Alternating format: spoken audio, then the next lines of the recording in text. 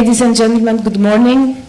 To those of you in the audience, to everyone who is watching us online, thank you for joining us again for this second day of our conference, the closing conference of our free speech project on protecting free speech and media freedom.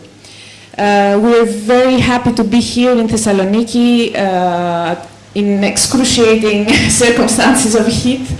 So thank you all those for being here for your stamina and perseverance. But the topics we're discussing are so dear to our hearts, are so important for many people that the discussions remain very passionate and very interesting. Yesterday we had the first day of discussions on substantial changes, developments, positive developments, rollback often in free speech, in the situation regarding free speech in different countries in Europe. We had this country-based approach. We saw how interacting with the implementation mechanism can generate success stories when circumstances are correct. We saw situations of mitigated success, and we also discussed the situation in the most difficult jurisdictions regarding free speech. We also saw in the last panel we discussed some interesting sub-themes regarding free speech, emerging trends, but also the difficult situations member states are faced with when what is at issue is the adoption of measures to resolve problems that are linked to some kind of balancing exercise between free speech and other rights or other values worthy of protection. At the last part of our first day, we had to stop the live stream because we discussed the situation in Russia, and it was the situation is indicative. We had to stop the live stream for the protection of people involved in that discussion. So already this is indicative of how serious the situation is. Yesterday, for those of you who were following us, we had the pleasure and honor to have with us Dunja Mijatovic, former Commissioner for Human Rights and former representative for the Council of Europe and former representative on freedom of the media with the OSCE, who gave a very insightful speech and comments on the situation regarding free speech Europe-wide, connecting the situation with the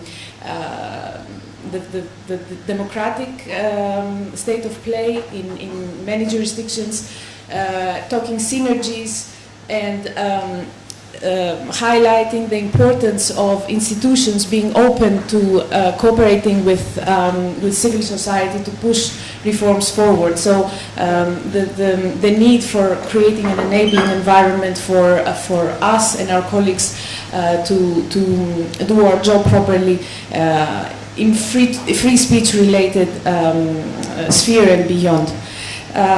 Unfortunately, because of some internet-related problems that were persisting throughout the day for Dunja, we could not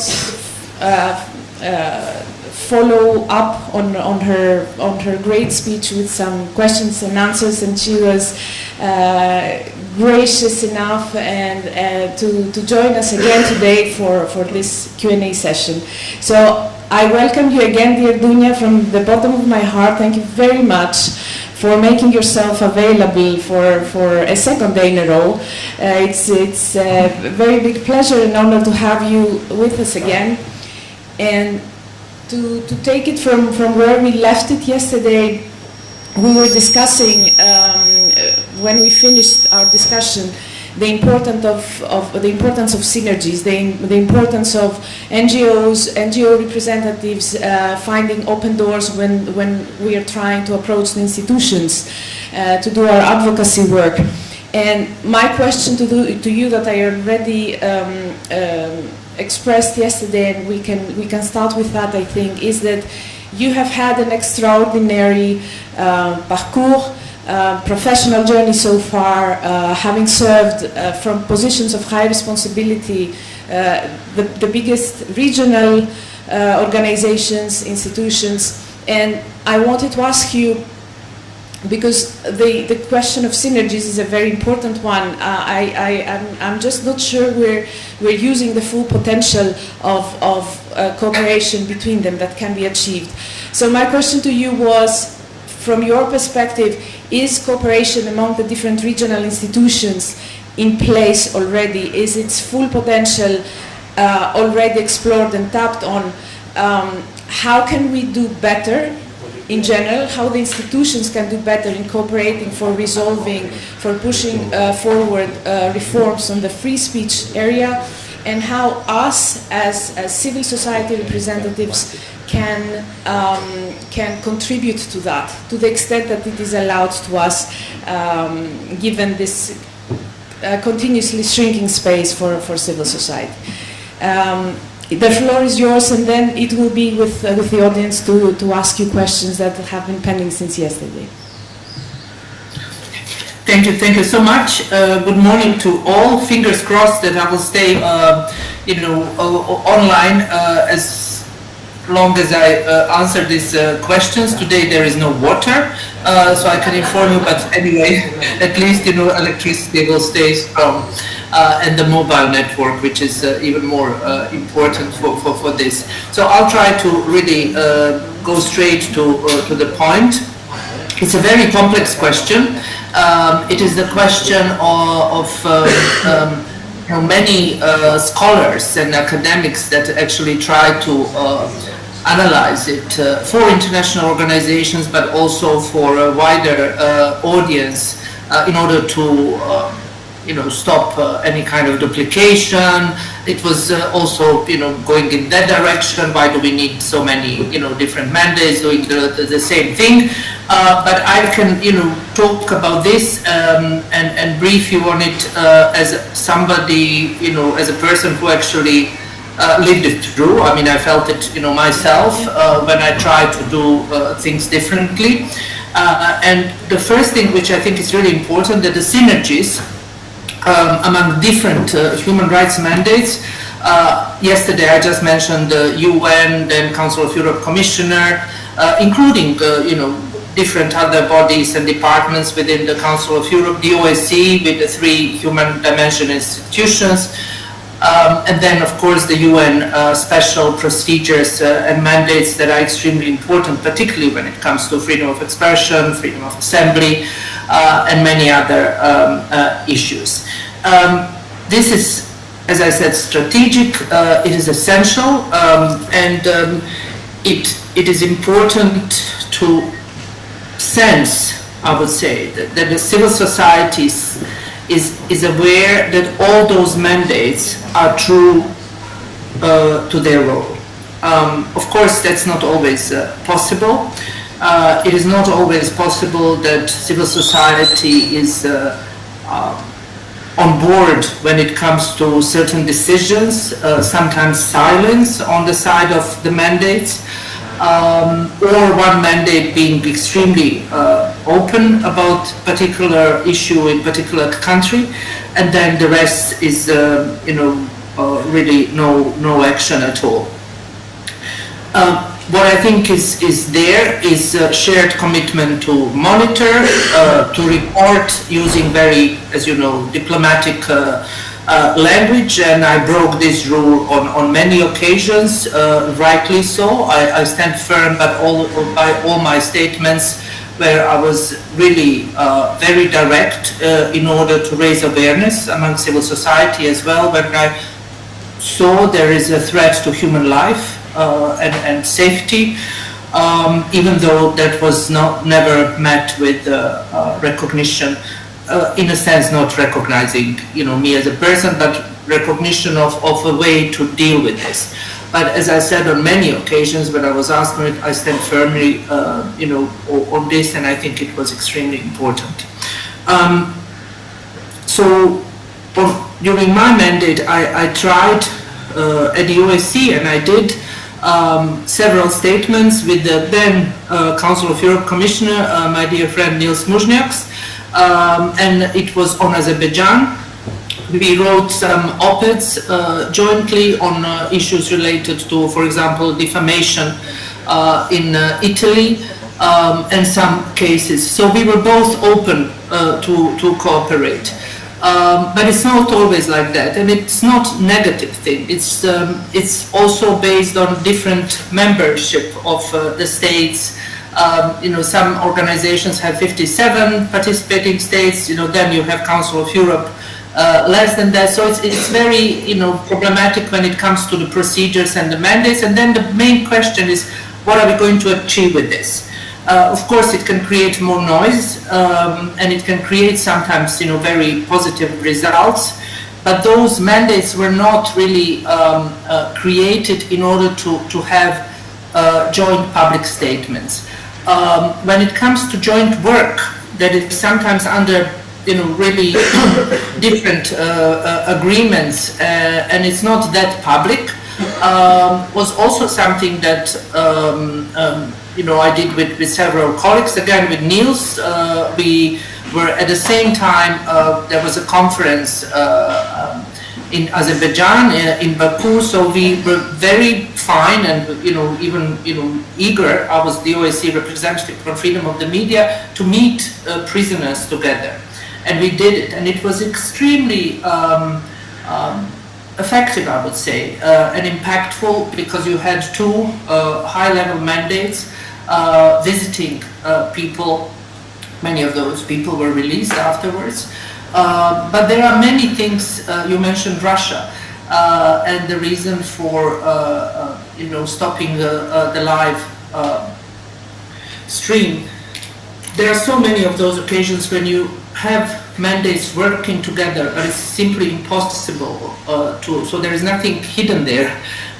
But it's for the safety of people, not the holder of the mandates, but the people we are dealing with.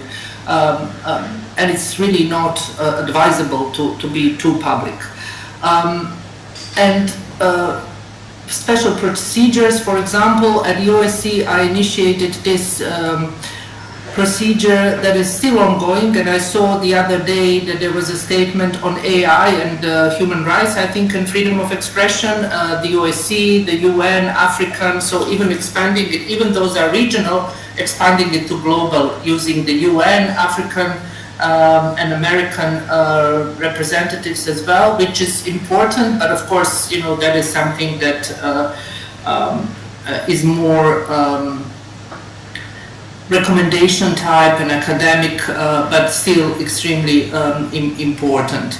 And then, on typical sort of cases of high-level attention by media, there were situations, of the visits together, to certain spots, particularly when it comes to, migration, for example. But I will not dwell into this because I think it's important. So you know that also ODIHR, for example, and Venice Commission often issue joint legal opinions. But then again, that is established practice. And it also really depends on the individual that is holding the mandate. If that person is eager or open to do some joint work, sometimes, there is a total no. And I had this for different reasons. I'm not criticizing it, I'm just saying, that's the way, we are all different people doing, work in a different way, but what is important, that we are all really true to the cause. Another issue that I would mention when it comes to synergies is trust that you need to gain, from civil society. When you say, when they approach you, like I was approached on many occasions, and many, probably people that approached me on certain issues are present there. When I said no, for me it was extremely important that they understand that my no is not because I don't want to do it, I'm afraid to do it, it's politically sensitive, and because that was never the case with me at least. So it is something else. It is a different way of dealing with certain issues. So there I would stop on synergies. And I know the civil society sometimes wants, the mandates and everybody to do things together, but the constraints are, sometimes, not only in the mandates, but there are also political implications, global, normative standards, different issues that can really play a very important role. Membership inconsistencies I already mentioned, and resource sometimes, and also capacity gaps. What I think is important to mention, and what I did on many occasions, for example, I was the first, together with my team, to visit Ukraine and Bucha and Borodyanka and Irpin in just it was March. We were at the border, and then already beginning of April we were there. So globally, the Council of Europe Commissioner was first to go there. As the mandate, high-level mandates, also when it comes to Karabakh in 23, in October. After that, of course, I briefed my colleagues who were interested, so there were no hidden issues there. How much it helped, I cannot really judge at this very moment. But what I think is important, that at least during my mandate, I was always extremely open to share the views, to advise, and to see how we can do better, even though constraints are, as you know, sometimes really of extraordinary nature. So I would stop there on synergies because, that's how I use my experience more than anything else, because there are different views on how the mandates should be working, and why are those differences in approaching, or why is UN, for example, not mentioning a certain country or a certain case when it comes to regional organizations really raising alarm. So maybe that can be a strategic move or not, but it's on case by case basis. I can just mention the case of Daphne. That is so close to my heart, Daphne's case, and the struggle there as an example of total embarrassing, really terrifying silence that I felt at the OSCE when she was still alive. Nobody wanted to hear it. Nobody wanted to listen. And one of the worst harassments I had as the OSCE representative on freedom of the media was in relation to that case. I left in March 2017. I talk about this case very openly. She was murdered in October, assassinated. And then, I will not go into further, but at the very beginning, when she was still alive, when there were warning signs coming from the OSCE representative on freedom of the media, very loud, very direct, informing the Permanent Council during the sessions, there was a total silence. I'm not saying, it led to what happened, but it is a warning sign on how silence from the ones that are actually in charge can play a very important role. Thank you very much, Dunya. This is exactly what we are trying to explore. We all understand the constraints in the mandates, in resources. My problem, and I think the challenge to tackle, is exactly this lack of fully exploring the possibility for synergies that derive from other reasons, rather, the reasons of not exactly knowing what each institution is doing, without knowing that other NGOs are out there doing the same thing, and the limitations that come from from lack of will rather to cooperate. So not lack of resources or capacity, but lack of will. And this links to what you said about how the personal element plays a very important role. So we need to make more people in positions of responsibility on those matters to want to cooperate. So this is rather what we are trying to overcome. Thank you so much. I'm giving the floor to our audience for one or two quick questions to Dunia. Yes, please. Please state your name and capacity, because Dunia cannot see us.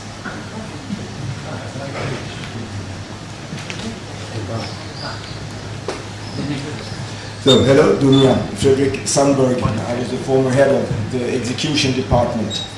And I experienced during my life in the Council of Europe a lot of work to have the national human rights institutions better motivated to take on board the convention requirements. I participated at 2 events in the 90s and 2000s where we tried to do this. Now, that is one of your mandates, to try to boost the involvement of these institutions. Now we have the European network, which has been put in place, which is of course a great... No, you're not here? No? It's very sort of, I hear you, but I cannot really, comprehend what are you saying. So it's very sort of... Is this better if I speak like this? Yeah, maybe it's better. Okay. Fredrik Sandberg, former head of the execution department. I'll try to look in your eyes to see if you hear me. Maybe more, you can move closer to your stage if you want. No, I don't know. I'll try to sit here if that improves things. My question was a little bit how you had experienced the development of national human rights institutions and their involvement in securing respect for the European Convention of Human Rights during your mandates.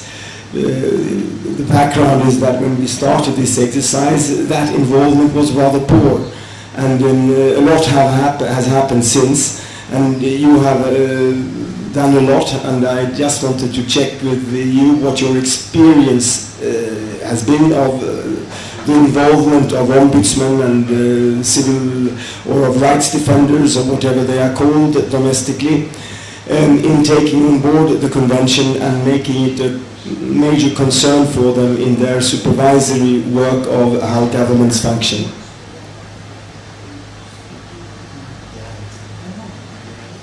Okay. Yes, no. So,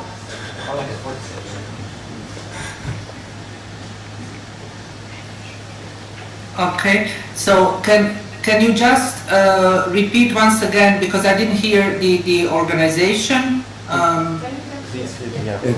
Yeah, because then I think would be much better. Because again, I didn't. Okay. Hi. Yes. Hello, Dunia. Fredrik Sandberg. Good. All right. This is much better now. Okay. Yeah, okay. I'll take it from the beginning then. In my career in the Council of Europe, there have been a lot of efforts to try to mobilize the national human rights institutions. And now that is part of the mandate, and what we hoped and what we have seen has been achieved by the Commissioner of Human Rights. But still, at least when I was head of the department, there were a number of states where the national human rights institutions, whether they were ombudsmen or rights defenders or whatever they were called, were still rather less ambitious, put it that way, to involve in the European Convention of Human Rights. And I just wanted to hear from you what was your experience of the development of these institutions as partners in this implementation work. Thank you very much. That was an extremely important part of the mandate, and of course among many other issues that we dealt with, that was seen as one of the many priorities. And also there was a strong push to do more by the roof organizations like ENRI and others in order to do more. But the constraint, of course, is very much on what you just mentioned, differently established mandates, or to put it really directly, mandates or national human rights institutions or ombuds institutions that are not independent, and that's a very sort of known reality that among Council of Europe member states there are dozens of the ones that are not even close, not only to Paris principles or something that is on paper, but actually in practice.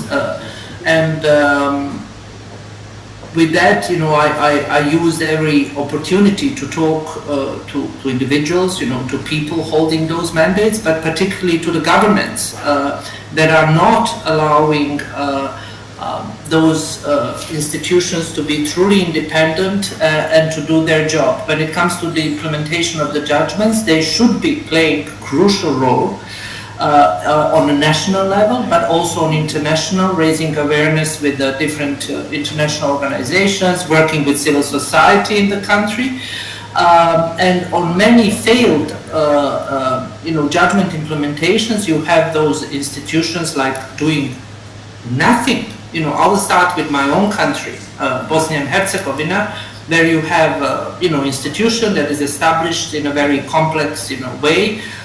There was never a word about the importance of the implementation of the judgments, not to mention working on the particular judgments that are not implemented by the states. We mentioned yesterday Turkey, Azerbaijan. I mean, we all know that there are wonderful people and colleagues that we know working there, but they are simply not doing their job. And this is what I told them to their face. Because I do not think that is the way this should be working. So for the Council of Europe, I always said it's not just commissioner. It is something that I always saw as a joint effort, as something that should be done, working with national human rights institutions. I had several gatherings. The last one was, I think, in Amsterdam on artificial intelligence, where it was very successful. It was extremely important for all of us. It was also very learning process for me on how they are trying to implement something that is already making a huge impact on human rights in our in Europe, but beyond as well. But also, there were meetings on the side on sensitive cases, mainly non-implementation of the judgments. So maybe more prominence, more visibility, and I think, if you ask me which organization is there to play a very important role, is the Council of Europe, of course.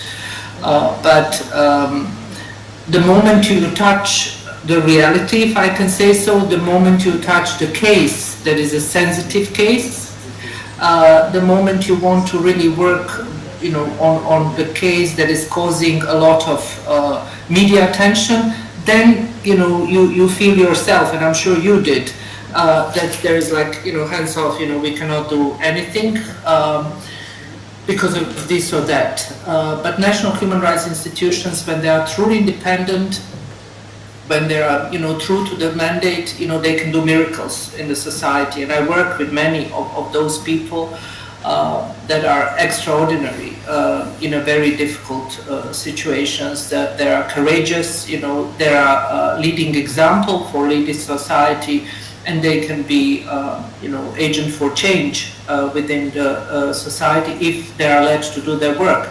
But in many countries, it's just it's embarrassing, and that should be also on the list of political dialogue, even from Secretary General of the Council of Europe, in my view, when meeting high-level,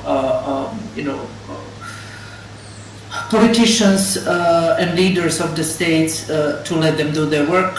But that's still not the case, unfortunately. But that should not stop anyone, trying to engage, because the open door policy for me is crucial.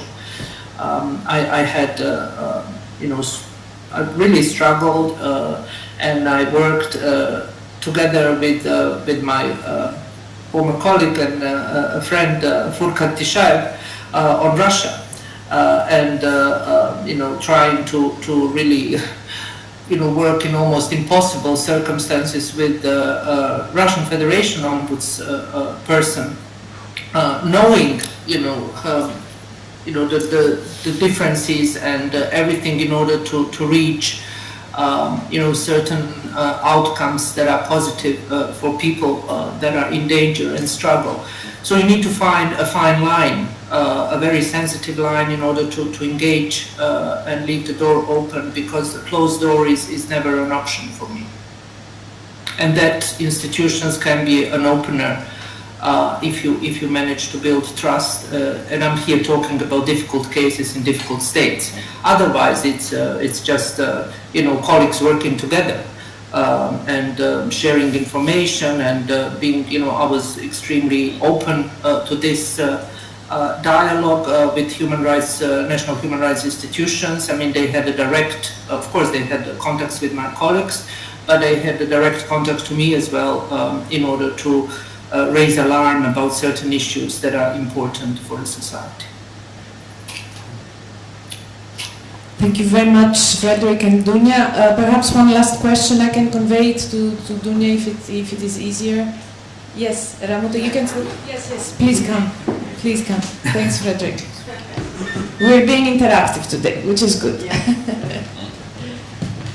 Hello, good morning. My name is Ramuto and I work for the European Human Rights Advocacy Centre in London. We litigate cases before the European Court and push for implementation. I guess my question is similar, also about synergies, but with a different actor, and that would be media. Because we often feel that judgments and the issues around implementation of the judgments stay within our circles, and it's quite a challenge to bring those judgments to the wider public, basically to the street, to the domestic streets, so to say. And we will be having a session discussing exactly that, but I wondered what's your experience and what's your perspective on that, and perhaps not only about judgment specifically, but human rights issues more generally from your respective mandates, and if you have any advice to the civil society as to how to effectively, or any good practice examples as to how to effectively engage the media. Thank you. Thank you. It's a very important question, and a question that actually came to my attention, not because of what you just asked, but because of your work and role of the lawyers in defending cases, but then also litigations, third-party interventions. Because in many states you had situations where lawyers were attacked. So they became human rights defenders, at least how I saw them. In addition to journalists and human rights defenders and activists, you had also lawyers that had to go through it, and that's why it is really important to have NGOs and organizations that have lawyers that are in so-called secure states that can litigate and work. It's crucial, I would say, that this continues.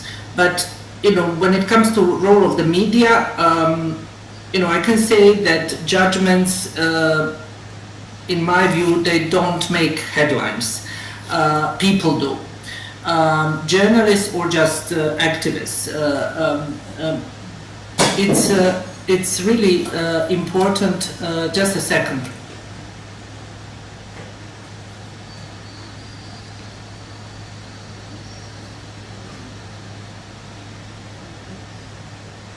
I apologize that there was some background noise. What I think is important is to mention that the journalists, they don't need to be lawyers in order to write about this, but they need to understand why certain judgment matters. Because sometimes I see reporting that is really not going into the core issues that are related, what the judgment says, what the implementation really means in practice, and why this delay, which is often the case for writing about this, really matters. So it's also an educational sort of way of working with the litigators, so the lawyers, and with media. I was always saying that there is some kind of maybe a need for a guide to human rights judgments to be available for journalists and scholars as well. So the issues that are at core, what the court ruled. Did the government listen? Is the government doing it because of technical issues or not implementing, or it is political? There are different, reasons for it. And journalists, human rights defenders, lawyers, what they do is important, it's crucial. But the responsibility lies with the state. And what I really never wanted to see, and I saw it on so many occasions, that the work of the state and the state institutions in a way, replaced, with the work of the ones that are trying to push for it. There are numerous cases. Media, should continue raising the alarm. But what I think is important is the pressure on the states, by peer states, by international organizations, by the mandates like the ones I had previously. There was no country visit where I didn't push for the implementation of the judgments. You can see all the reports, also my predecessors. So that is the issue that should always stay very high.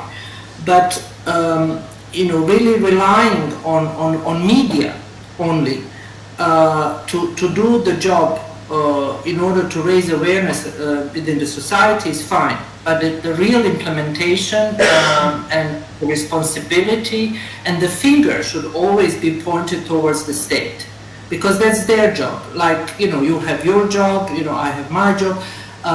In so many occasions you could see that they just sit and really do not care because something is happening there, it's like in the media. So the journalists can really amplify the work of litigators and also different mandates. I mean, that's crucial.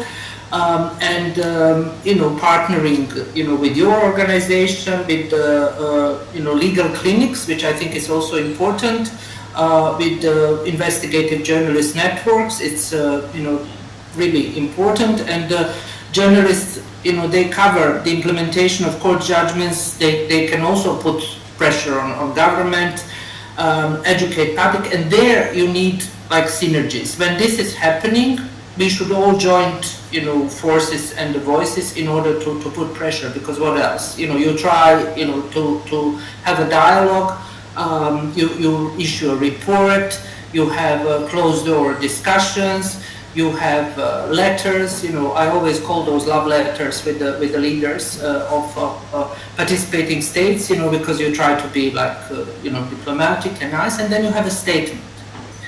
And then, the pressure also comes your way, which is fine, because that's, what those jobs are. You should be able to really, stand firm and really have, sometimes they're bullying you using different tools. But some kind of, when it comes to a particular case, there should be a media, strategy plan. A call to action, for journalists. There are many specialized networks, particularly in the Western Balkans, like BIRN or others. They are actually reporting on those cases. But it's very rare to see that, one journalist, goes into this. It really depends on the country.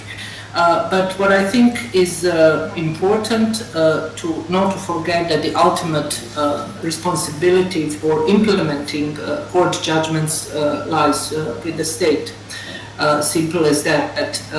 And the work that journalists, civil society, and international mechanisms play, play a critical role. But then at the end, what you always wait, and what I know many people are waiting when it comes to several participating states of the Council of Europe, that there is a strong political push by Committee of Ministers, by Parliamentary Assembly, in order to make things happen. Otherwise, the states in question will just continue ignoring and pretending and avoiding and treating court judgments, which I think is extremely dangerous practice that is present for so many years now, as recommendations or something that they just don't care. And I'm here talking also about big states, and then you have small states, if I can call them like that, just waiting in a queue to do the same. And that's why I warned on so many occasions, publicly as well, the founding states of the Council of Europe not to go that way and not to offer a possibility for others to do the same by avoiding implementation, criticizing the convention, which we heard recently, asking for changes when it comes to only migration. When I saw this, I just could not believe my eyes. That was extraordinary, dangerous and inappropriate. It was a clear attack on the court, and I do not think there was that much attention paid to this dangerous attempt by some, the most important member states of the Council of Europe. It was not related to the free speech, but this time was migration. Maybe next time there will be free speech. So that's why I think it's extremely important to stay alert and to hold states to power. And their duties to implement judgments in full, because they signed voluntarily to be members of the Council of Europe or participating state of the OSCE, not to mention the UN. Nobody pushed them to do so. But now the way they behave is really not something that will stay in history as a example of really being true to what they all agree upon. Thank you very much, Dunja. If I may add one of the most chilling elements, I'm really happy that that letter did not get more attention than it did, as you mentioned. But one chilling element is the division anew of people between the right kind of people and the wrong kind of people. That was for me the most worrisome, dangerous element among many. And this wording came in the guise of, as was the closing statement of that letter, of calling for an open-minded and novel approach to the conventions, to the court's case law. And to me, there's nothing novel there. There's nothing open-minded there. It's just a big regression towards situations of the past that generated tragedies, the greatest tragedies mankind ever knew. Now, several decades on, we start talking about divisions between the wrong and right kind of people. So I think we will stop there, because the Ramuta's question really paved the way for the discussion that we will be having with the immediately next panel. On the role of the media into the implementation process, and our role in enabling more space for journalists through education, as you mentioned, through synergies, through involving them into all discussions that pertain to implementation. but also through us becoming better in telling human stories and not speaking the legal language when we convey news about implementation developments or lack thereof. So we're about to start talking about all that, and our exchange paved the floor and paved the way for that. I thank you very much, Ramute, also for your intervention. And Dunja, what can I say? You have been so generous with lending your free time to us and engaging with us and our experts on these very important topics to us that brought us together here in Thessaloniki to celebrate in this way the closure of our 2-year free speech project. You will be hearing from us because we intend to keep working thematically on this topic. So we look forward to having you on board and by our side throughout the journey. And I thank you very much for being with us again today. And we wish you a good day, continuation of your free time in Montenegro. Thank you very much. Yeah, it's hardly free time because I'm engaging all the time, but I'm choosing really like you, the ones that I work closely with. So I wish you all the best for the rest of the conference and also free time. Engaging with colleagues. I also hope to see many of you soon. But do not give up on the court. It's the jewel and it's the most important what we have in these challenging times. Also the mandates. We live in a very dangerous time, as you know, when it comes to human rights, and the support coming from civil society and vice versa is crucial. So I wish you all the best, and I hope this was something that opened some questions and that you'll be able to really elaborate on it during your conference. And good luck with the projects and the future work. Thank you very much. Thank you very much, Dunja. Have a nice day. So for those following online, we will just pause for 2 minutes while the speakers of the next panel come on the stage, and we will be right back with you.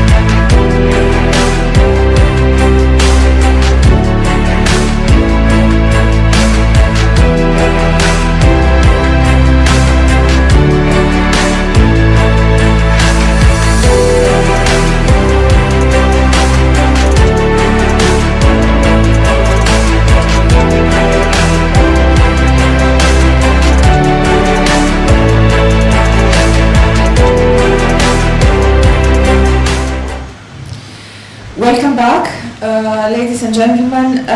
We are back to our panel discussions after having had this very fruitful online exchange Q&A session with Dunja Mijatovic.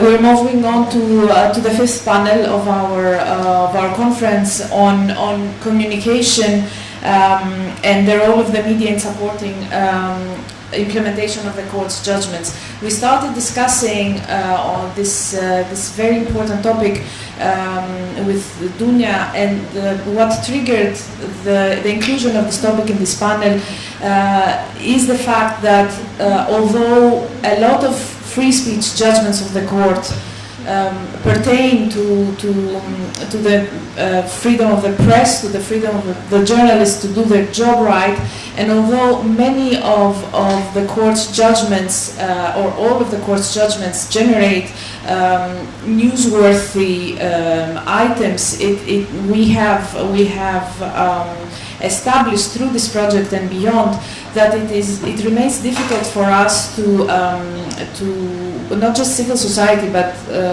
institutions as well to generate attention of the media on implementation matters. We have seen that some visibility being generated at the moment of the delivery of the court's judgment when the subject matter is of national interest, if we are lucky, but then publicity and coverage stops there. And this is a pity because really media coverage can amplify our efforts, can put pressure on authorities to act on court judgments and to mobilize public support for reforms. So we have put this panel of great experts together to try to explore these matters from different perspectives. So we will first hear the perspective of representatives of the international journalism. We will pass on to national the national element, how national journalists see these matters, how they can be more well trained to follow these matters. We will hear a success story of how advocacy work, when it is well linked with knowledge of how to communicate to the media, can push reforms forward.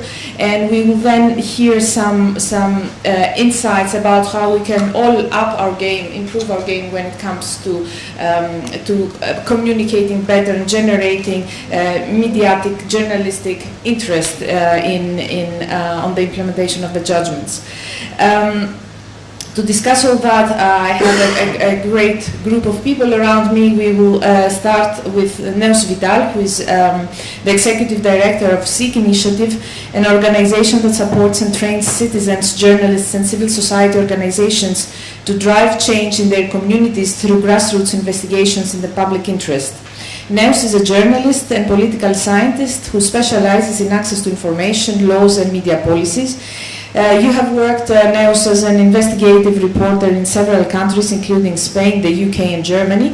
And before joining E.S.H.E.M, you were in charge of monitoring violations of media freedom at the European Centre for Press and Media Freedom, and you have taught journalism at several universities, currently being on the advisory board of the Rule of Law Programme Reconstitution. The floor is yours. Wonderful, thanks a lot, Julieta. And yes, so I'm really happy to be here talking about communication and journalism. Generally, I wanted to sort of structure my intervention today in these 3 points that you see up here. So the first one is why media outlets, why journalists don't really care about implementation of judgments, and that hopefully is the most negative part. But then we move into the most positive one, which is how do we engage them, and also some possible collaborations between media, citizens, and civil society organizations. So, yeah. Right, so the first one, I could just title that one, why is implementation not sexy for journalists? But that's the reality we've got, right? So implementation, not just of judgments, but pretty much of everything, policy and so on, is against the media logic. Why is that? Because it's not immediate, it requires lots of investment to follow it up, it can be hard to understand, and I think most importantly hard to measure. and it might not even have a resolution. So if I'm a journalist, then I invest some resources into covering that, and then there's no publication about it. So that can be a waste of time. So we are not off to a great start. This is what we have to work with. But on top of that, there's something that I call structural and contextual factors that I think you need to take into account when trying to also contact journalists to follow this, which is the situation that most journalists face across Europe. The first important thing is that most media outlets are underfunded and they're understaffed. And I think someone mentioned yesterday the cuts by E.S.H.E.M. Those have affected very deeply also media outlets, especially across Eastern Europe and investigative networks. But that's the situation we're in, and it's getting worse. So that's the first thing. Second one is that most journalists have actually no legal background at all. So this can be very hard to understand. Implementation judgments, they're very hard to understand if you don't really have a legal background. And then you think, okay, I don't understand it, then how do I explain that to my audience? That's also a very tricky issue, and I'm pointing that out because I think if you can solve some of these issues with your help, then we're off to a great start when collaborating with journalists. Then the third one I wanted to mention, we don't usually mention that when talking about journalists, but like courts, and I know they're improving, and I know they're improving their communication strategies, and they're hiring people for that, could be talking about that for a lot, but they're not really good at communicating still. So it's not really unfair to us, like, do journalists actually know that there has been a judgment? Because in many cases, they just don't know. They don't follow it, it's not really up there, and there's very important things that they just missed out on. So there's that. And again, just going back to the implementation, look at the state of the world right now. Everything changes, not within days, but within the minute. So a judgment that took place 3 months ago, and who remembers that? The journalist doesn't remember that. The audience doesn't remember that. So how do we make them remember that and work with that? And then more perhaps contextual things, but we don't have to forget there's very different realities across Europe about the things journalists can write about, the difficulties and so on, in more, I'm just going to call them like rule of law, backsliding countries, whatever that means, but we can work with that. Following the implementation of judgments can also be complicated due to lack of collaboration of authorities, risk of slabs, which I know it's not just a problem in rule of law problematic countries, but take that into account because that's so many things piling up on journalists to follow that. So, actually, all of those difficulties, then it brings journalists to say, which is the dreaded thing, so what? Why do I have to care about this? And I know a lot of people say, okay, if it's about freedom of expression, they should just care because they would be, they would get a benefit out of caring about this. Well, that's not going to happen. Most journalists just won't care because they have so many things going on. So how do you make them care? How do you make us care? Implementation needs to be relevant to journalists, but it needs to be relevant to their audiences. And I think that's something that sometimes we just miss out on. So you need to be able to explain what those judgments actually mean for the communities that journalists are actually serving. So how do they affect everyday lives of people in the communities? Is there a link to a local case that you can exemplify? Because that's something that's going to be a way in for journalists to care about that. So it's going to have to be not about implementation, but maybe about education or whatever it is that they're actually covering. Because, and we mentioned that in the session before this, good journalism is always about the human story. And you need to sell that. So don't make it a story about implementation of a court decision, but just make it a story about how, thanks to a court resolution, the life of people in your community can actually be better. So you're giving the tools to citizens to know about the real possibility of change. And that's how you have to approach journalists that way. And I wanted to give you an example, it's all about the human interest, which has nothing to do with implementation of a court resolution, but it's something that happened to me, and I think exemplifies really well how you have to sell things. This that you see in here is 10 years ago. This map was super trendy and like latest technological development 10 years ago, I can assure you. So this is a case when I was working on El País that we did. I went back to Barcelona. We had just enacted the Freedom of Information Act. I thought this is a legal revolution. I'm going to be asking for everything. So I asked for the food hygiene inspections in restaurants in Barcelona because that had not been published at all in Spain.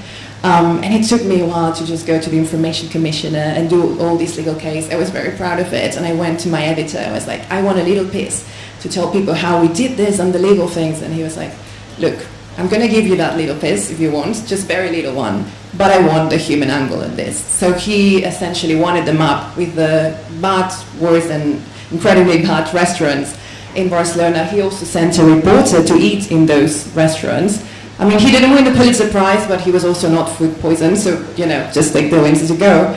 But he was right, and I was wrong. It was not a story about how we won this court case. It's a story about, is your local pub actually a good place to eat? This is still, and you can see the map, it's not because of the tech, it's still one of the most read pieces 10 years later. So it was about being a human story, not about the court. So, what can you do to actually involve journalists in the coverage of judgments? This is something that I talk to a lot of lawyers, mostly law academics and so on. How do you actually develop a relationship with journalists? How do you make sure you're approaching the right journalists? So, for example, I think it's a mistake to say that all journalists are going to care about this and so on. No, I think you need to start small. And you need to do a bit of work, and if you've got a comms department, great, but I know most CSOs don't have that, so you're just going to have to build that yourself. Which is, first of all, map the publications and outlets that could be interested in covering that case. And how do you know that? Like, look for people who've already published about that topic. Because chances are, if people never care about a topic, they're not going to care just because you go there and tell them that this is important. So that's something that's really important. What is the angle that they use? What is the language that they use to talk about the topic? Use that language, use that angle, use that way that they're actually using for the audience. And really important, and I keep stressing that, who are their readers, their viewers, their audience? Because you're speaking to them, you're not speaking to the journalists, so make that whole study before approaching the journalists.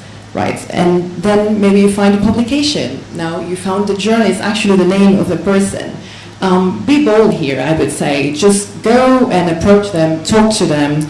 If you have a panel on whatever topic, just ask them to be a moderator in the panel. Journalists really love to travel. They really like to speak more than they should sometimes.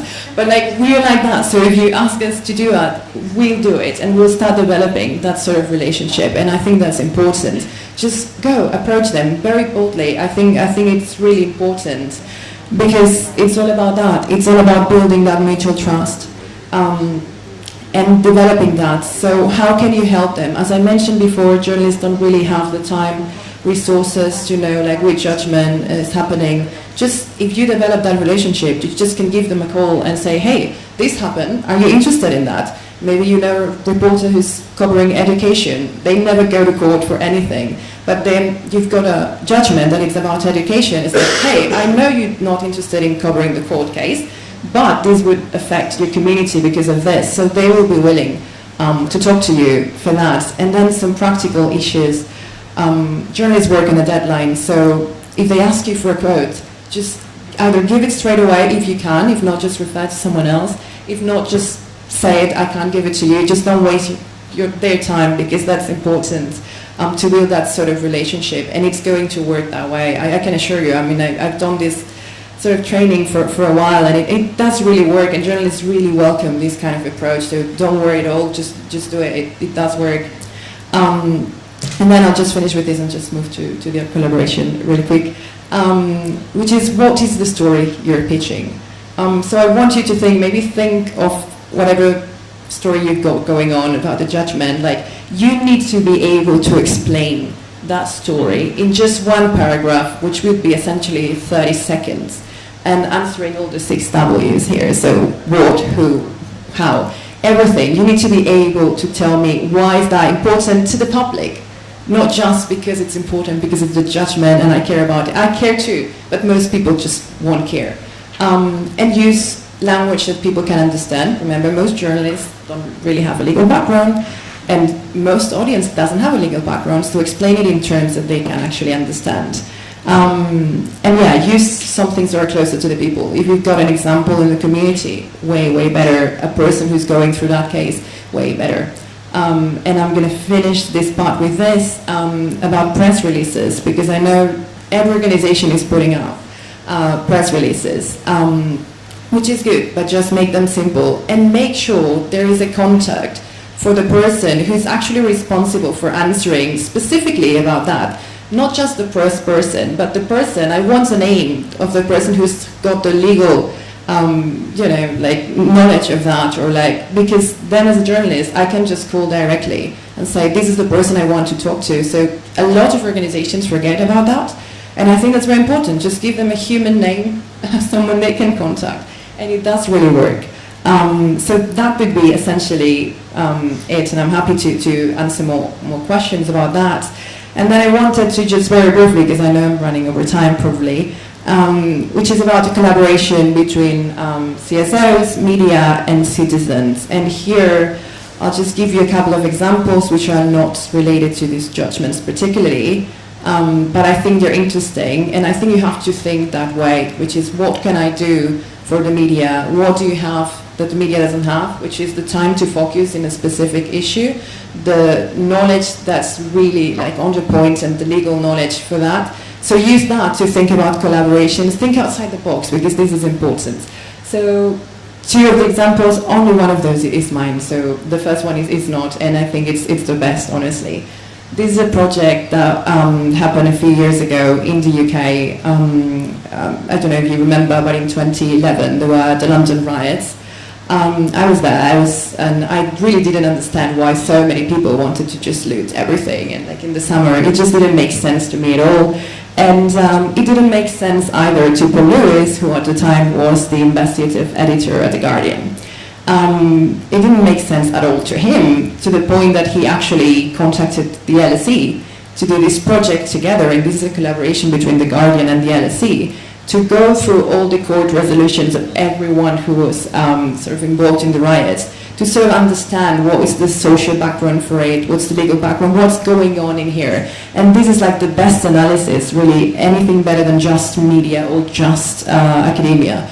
This is something that came out of that, which is understanding the riots between lawyers, everyone involved. Think of things that you could do that way.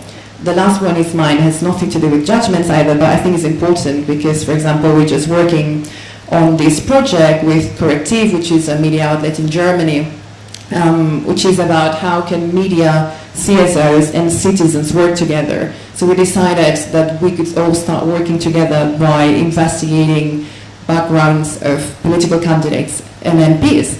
So we're teaching citizens how to do that, we're teaching the newsroom how to do that, and how to work together to find out exactly who all the local candidates are and so on.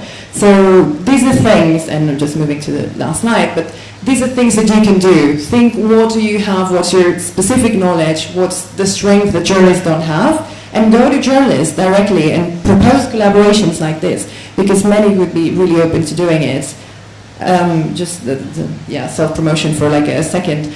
I'm working at an organization that actually does this sort of collaborations with CSOs and media, so if you've got an idea, something you would like to do, we're always open to collaborating. And that's it. Thank you so much, Nos. So many interesting ideas that you shared with us. I keep 2 of your main lines of thought, which is the need to tell the human story, which I fully understand, our constraint being only related to the nature of the implementation procedure, which is lengthy. It is a technical, legal / political diplomatic procedure, and it takes years, and in those years, sometimes decades. And throughout this often very lengthy periods, we have devastating developments or big breakthroughs that are legal in nature. It is something, for us, we celebrate when there's a good legal development, a good amendment, or we are devastating when there's a bad one. So for us, the legal community and the diplomatic / political community, this is newsworthy, but it is difficult for us. This is something we're now trying to learn how to do, how to make one piece of a development that it is so crucial for us in our line of work, but could be nothing. It could be how to keep making the link with the human story in a sustainable manner, because the story is told once, we can tell it a second time or third time, but how to keep generating this attention we need, especially when we have bad developments and we need to combat that.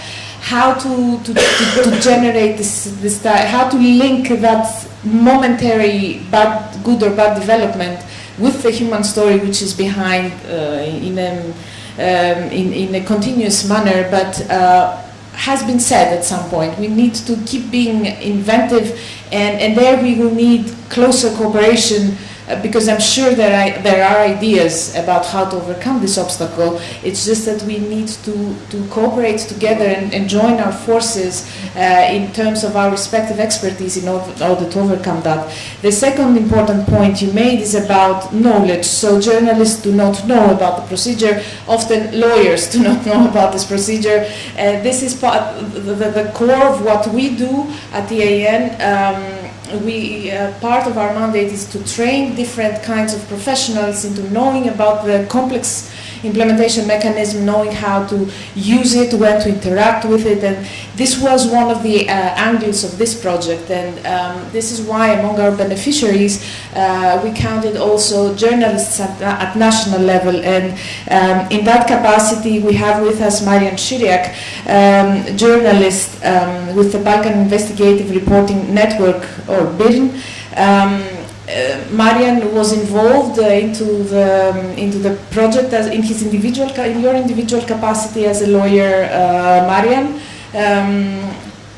Individually, I mean, as a journalist, as a national journalist, you were one of the journalists that knew nothing about the convention mechanism, and especially the implementation mechanism. You joined us, you followed our training from the beginning. You're also with us at the opening conference.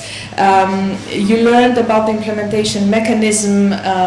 You produced articles on the free speech judgment that is pending for implementation in respect of Romania, and we would be thrilled to know, because this is our way of trying to tackle this lack of knowledge caveat there, and we had to start somehow, and this was also a test case scenario for us to see how it went. We are very happy on our side with how it went, but we really look forward to hear your experience from interacting with us in the context of this project. Just to say that you have worked as a journalist since 1991, mainly covering politics and human rights issues. You're currently correspondent for Romania, for BalkanInsight.com, and editor of Romanian platform Synopsis. The floor is yours, Marian. Thank you. Still waiting for the presentation. I found it.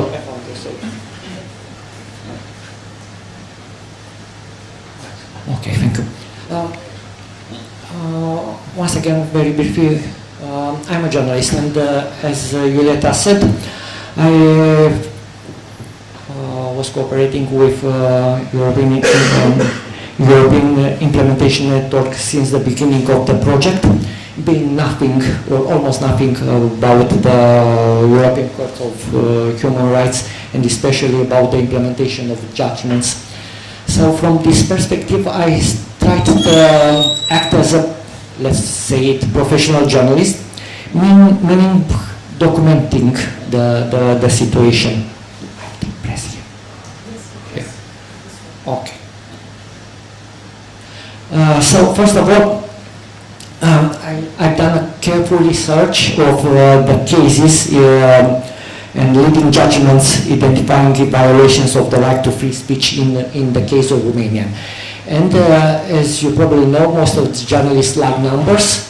I put here different situations, different cases, and the conclusion from my side was that the situation was dramatic. So there is food for thoughts and topics to cover as a journalist. But I move forward and try to understand what are different types of leading judgments concerning freedom of expression in Romania. And also the situation was very challenging, a lot of legal jargon, which is not very easy to understand for me. I put here all these types of cases Romania was facing, trying to understand from where to start my work. Then I move on, step forward, trying to understand how the European Court of Human Rights is working. And if you are a journalist, trying to understand the process and start with the beginning, with the context of case, with the ruling, the implementation processes, which is the domestic response, current status, and relevance for freedom of expression. Once again, I was under the impression that it's a lot of work to do. It's very difficult to explain the cases, but I have to do this. And in the end, with the help from the E.S.H.E.M, with the help from different local organizations from Romania, I at least covered several cases of leading judgments which were delayed or still under implementation. And I don't want to speak too much because already you mentioned the case. I try to focus on the human perspective of the case. I try to speak with all the people involved, most of them. Of course, I try to keep balance, to be informative, to try to find the best way of presenting the information in order to grab the attention of the public. I'm proud that I produced several stories which are, from my perspective, good enough. The problem is I'm not sure how impactful the story there was.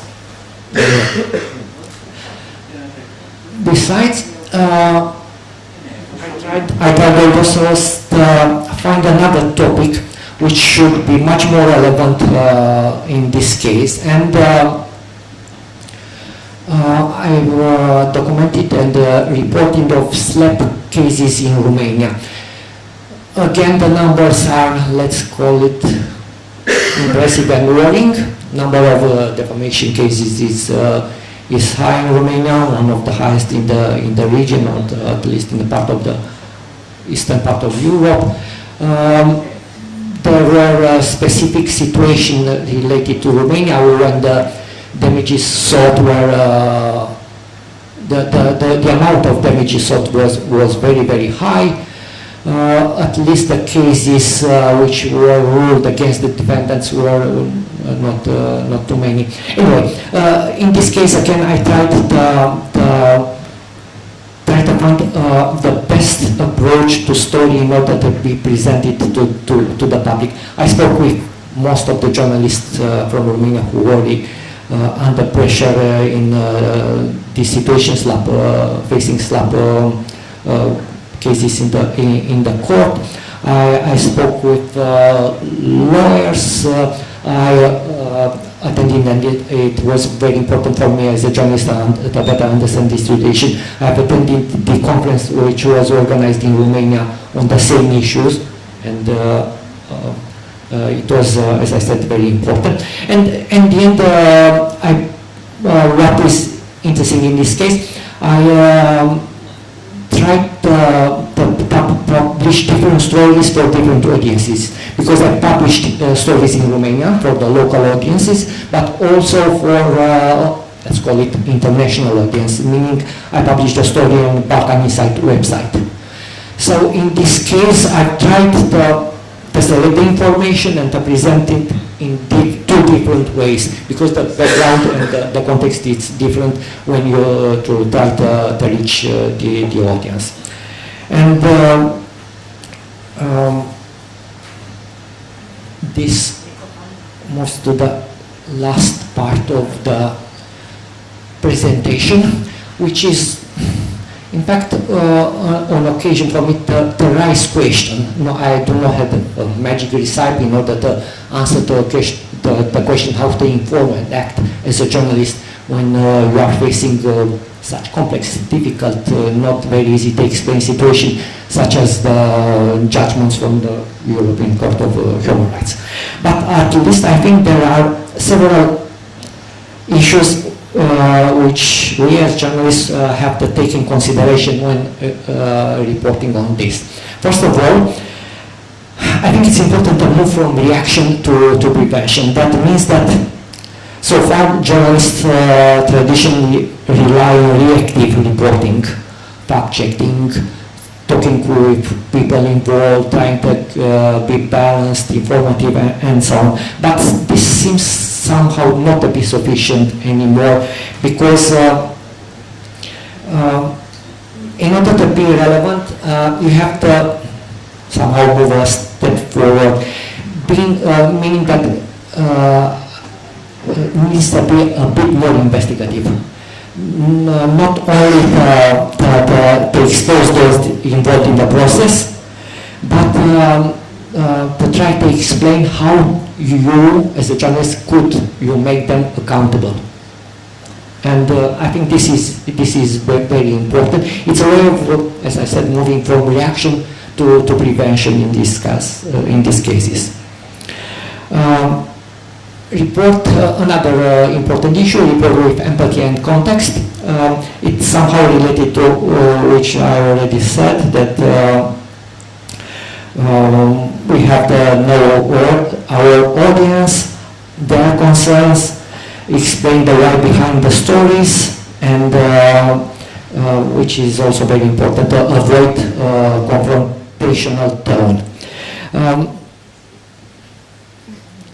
Dunya, if I'm not wrong, said that the judgments do not make headlines. People do. In this case, it's very important to stay focused on the human interest approach of the story. But this makes very important another issue, the fact that in order to grab the attention of the public, you have to be credible. You have to gain the trust of the people, which right now it's a very, very difficult task for journalists. I don't know have solution, but at least there are several things which we as journalists are supposed to do in order to show empathy and context, but also to be open to show the audience the process behind reporting. Moving on to the other aspect, speaking truth to power. This is an old obligation, I should say, of the media. So you have to stay focused on the core journalism, meaning the put pressure, to follow and to report on the people on power, and to expose their wrongdoing, and to make them accountable. Nothing new is here, I should say, from a journalistic perspective. The problem from my point of view is that there are new tools available right now which could help you as a journalist in order to do this. I mean, using video, you should use social media and any other tools related for artificial intelligence for this. This is, from my point of view, one of the most important aspects that we taken in consideration by us journalists, but also by organizations involved, because it's not enough to speak the truth. It is important to deliver it to the people and to find the proper way of doing this. And now I'm coming to the last topic, which I believe is important. Building audience resilience. It's well known that we live in a fragmented and emotionally driven media environment. And that's why it's very important to educate and inform people, to equip them with critical thinking tools, and to engage them. And a possible solution to this is collaboration. The word was already mentioned several times. It is necessary proper collaboration between media, between civil society organizations, but there are also new factors to be taken in consideration, such as tech companies, for example, or influencers, or people who are very visible on social media. For me as a journalist, this is a danger, but also an opportunity to use social media and the actors which are, let's call it, powerful right now on this. But the main idea is that collaboration is very, very important, and we have to need ways to improve it. I think that's okay. Just a few conclusions. That in order to have a good project, we need time, cooperation, money, and a good communication campaign in order to put pressure on authorities to do their job. That's all. Thank you. Thank you so much, Marian. You touched upon so many different angles of the challenges we're faced with. Some were already contributed.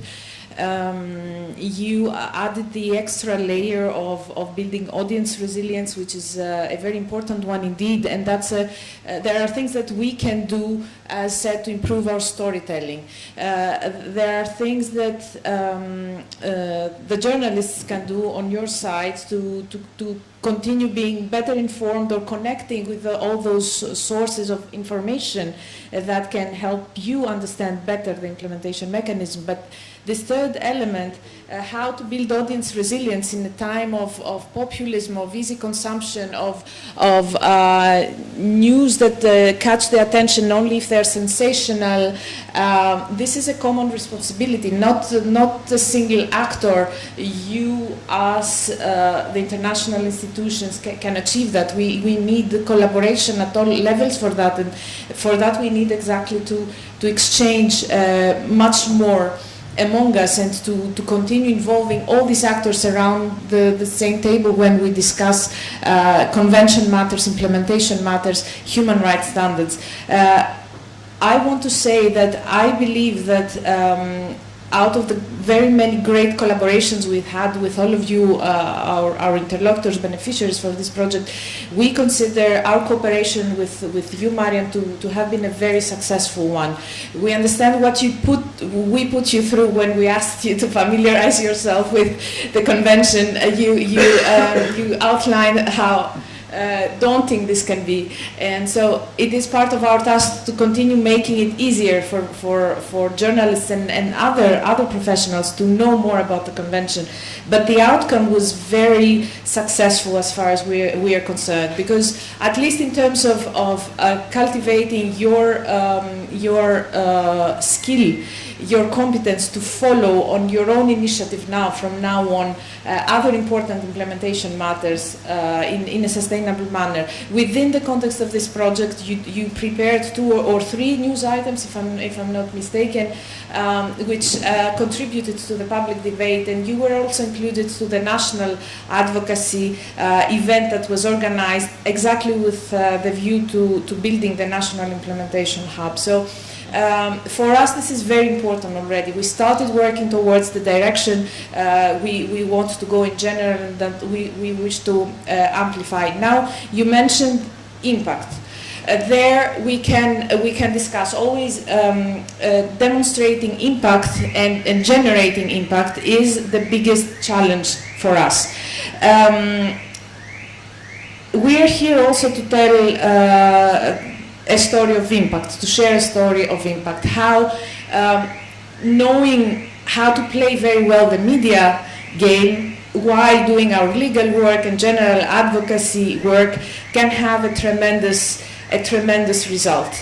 And to discuss that, we have with us Michael O'Neill, Head of Legal at the Irish Human Rights and Equality Commission.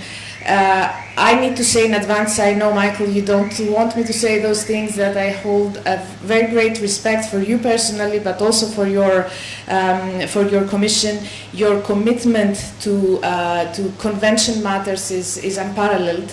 It has been a great, of great importance to us in our effort to enhance the synergies and cooperation of civil society with NHRIs, with independent authorities, to have such a respected institution supporting our implementation work so much. Our cooperation goes back now already a few years in time, and it has produced some great results, and it sets the record and a very interesting precedent about how things should work, how civil society and NHRIs can work together.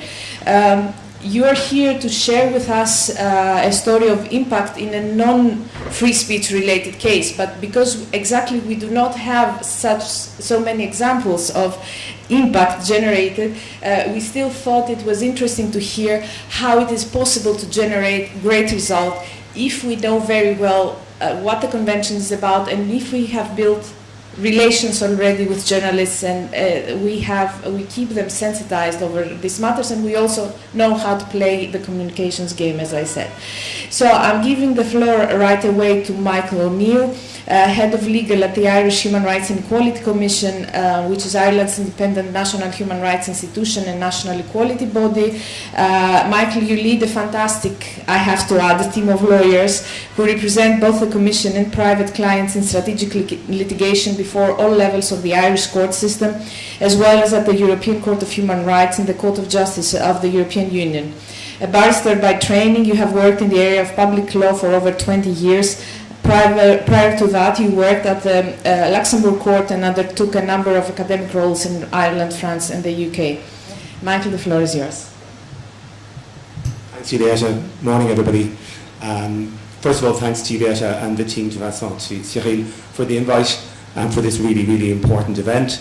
And also just to Neos and Marion for what is a masterclass in what I've learned in 20 years. You've just heard in about 20 minutes from the guys in relation to media relations. The first thing I'd say is I'm really conscious that I come from a very lucky place. We have our problems in Ireland. Definitely we have our problems in Ireland.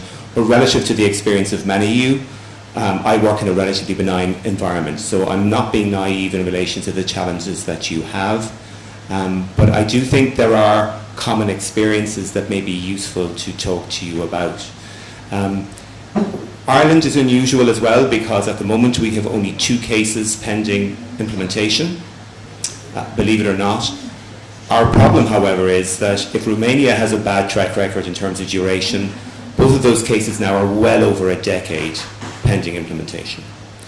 So what I would say about Ireland is after independence 100 years ago, we had 2 generations of very poor human rights records internally. Things improved in my generation, the 3rd generation, but we have what I like to call blind spots. Areas where the state is very resistant to acceptance of human rights norms. A lot related to the legacy of the war in Northern Ireland. The second area is in relation to a really long and shameful history of child sex abuse in homes, but also in institutions and in education. And so the case I'm going to talk to you about today is a case in relation to the failure of the state to compensate adults who 50, 30, 40 years ago were sexually assaulted by teachers in schools. Now I need to explain slightly the context as well. To do with our colonial past, Irish education is public education, it is funded by the state, the curriculum is set by the state, the teachers are paid by the state.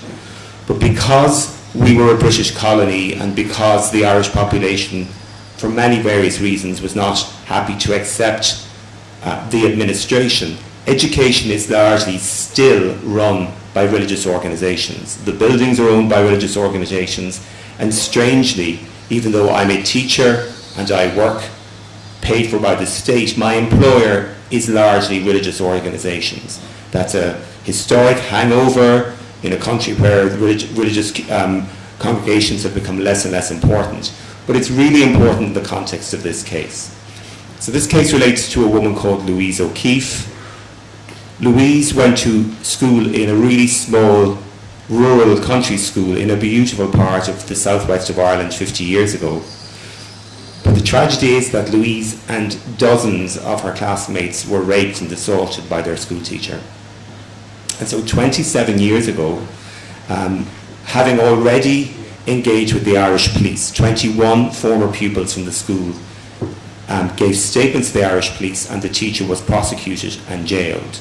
Having done that, then Louise, 27 years ago, took a case against the Irish state. And her argument was very simple, which was that the Irish state delegated responsibility for education to churches, but didn't place any system in place for the protection of children in those circumstances. So there were no child protection guidelines until the 1990s. And everybody knew there was a problem, but the state simply turned its face away and played denial. And so as a result of that, the Irish state had a responsibility, as well as the schools, as well as the teacher, the Irish state had a responsibility. And the state defended that case for the reasons I've explained to you in the Irish courts, and she lost in the Irish courts, started her case 27 years ago, and finally won in Strasbourg 11 years ago, declaration of a breach of Article 3, Article 13, and she finally was provided with compensation of €84,000. And the state was very quick, having learned in relation to the other case that it's still refusing to implement. It was very quick to pay its compensation. It was very quick to work the system in Strasbourg to say, we're all over this, we're on top of this. And it immediately gave a commitment to Strasbourg that it would implement the judgment more generally.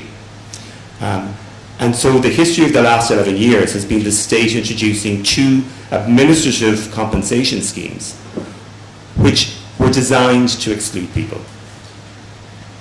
Crazy conditionality. Give you examples. You must have applied by a certain date. The date was 18 months ago. You must have commenced legal proceedings but then stopped legal proceedings. The most bizarre condition was that you must be able to convince the compensation scheme that but for the fact that the state didn't have child protection measures in place, there was a good chance that you wouldn't have been sexually assaulted. I mean, the very idea of it is just Orwellian. So for the last 11 years, the Commission has been actively involved in this. And I think Rule 9 has been really, really important for us. And we have just submitted our 9th Rule 9 submission in 11 years. And sometimes I ask myself, my team asks myself, the Commission asks me, why? And the answer is, if we don't do it, who does it? It's really important to keep it on the agenda. And so the other really important part of that is the state very early managed to have it downgraded from enhanced to ordinary supervision. But nevertheless, the Rule 9 process is still really important. And everything that Nair said comes into my head. It's exactly what my comms colleagues say to me all the time. Law isn't sexy. European Court of Human Rights judgments are really hard to read, so hot. So I've learned the hard way that I need to change. I need to accommodate that system. But what I've also learned in the last 10 years is that we're not on our own. Civil society is absolutely vital, and we've worked very hard to develop those relationships. And also the media is absolutely essential. And they need us as much as we need them. So exactly what Naas is saying, we now put a huge amount of effort into making sure that our information is accessible, what my colleagues call the elevator pitch. Explain this in 45 seconds. That's what you need to get a journalist interested. So all of those kind of issues involved. But also what's really important is having people on the ground where it really matters as well in Strasbourg. So Juliette and I met a number of years ago where we did a joint training for the European Network of Human Rights Institutions on Rule 9. And then we began to have a conversation about how we would try and get impact. And I was really conscious that we were coming close to the 10th anniversary of Louise O'Keeffe winning her case in Strasbourg. And Louise is a remarkable person. Despite all of the challenges, she will always do media. She will always tell her story. And the importance of the storyteller is just so absolutely vital. And she's compelling, absolutely compelling. And I'd had a cup of coffee with Louise in Dublin, and I'd said to her, have you been back to Strasbourg since the judgment? And she never had been. So that was an idea in my head in relation to it.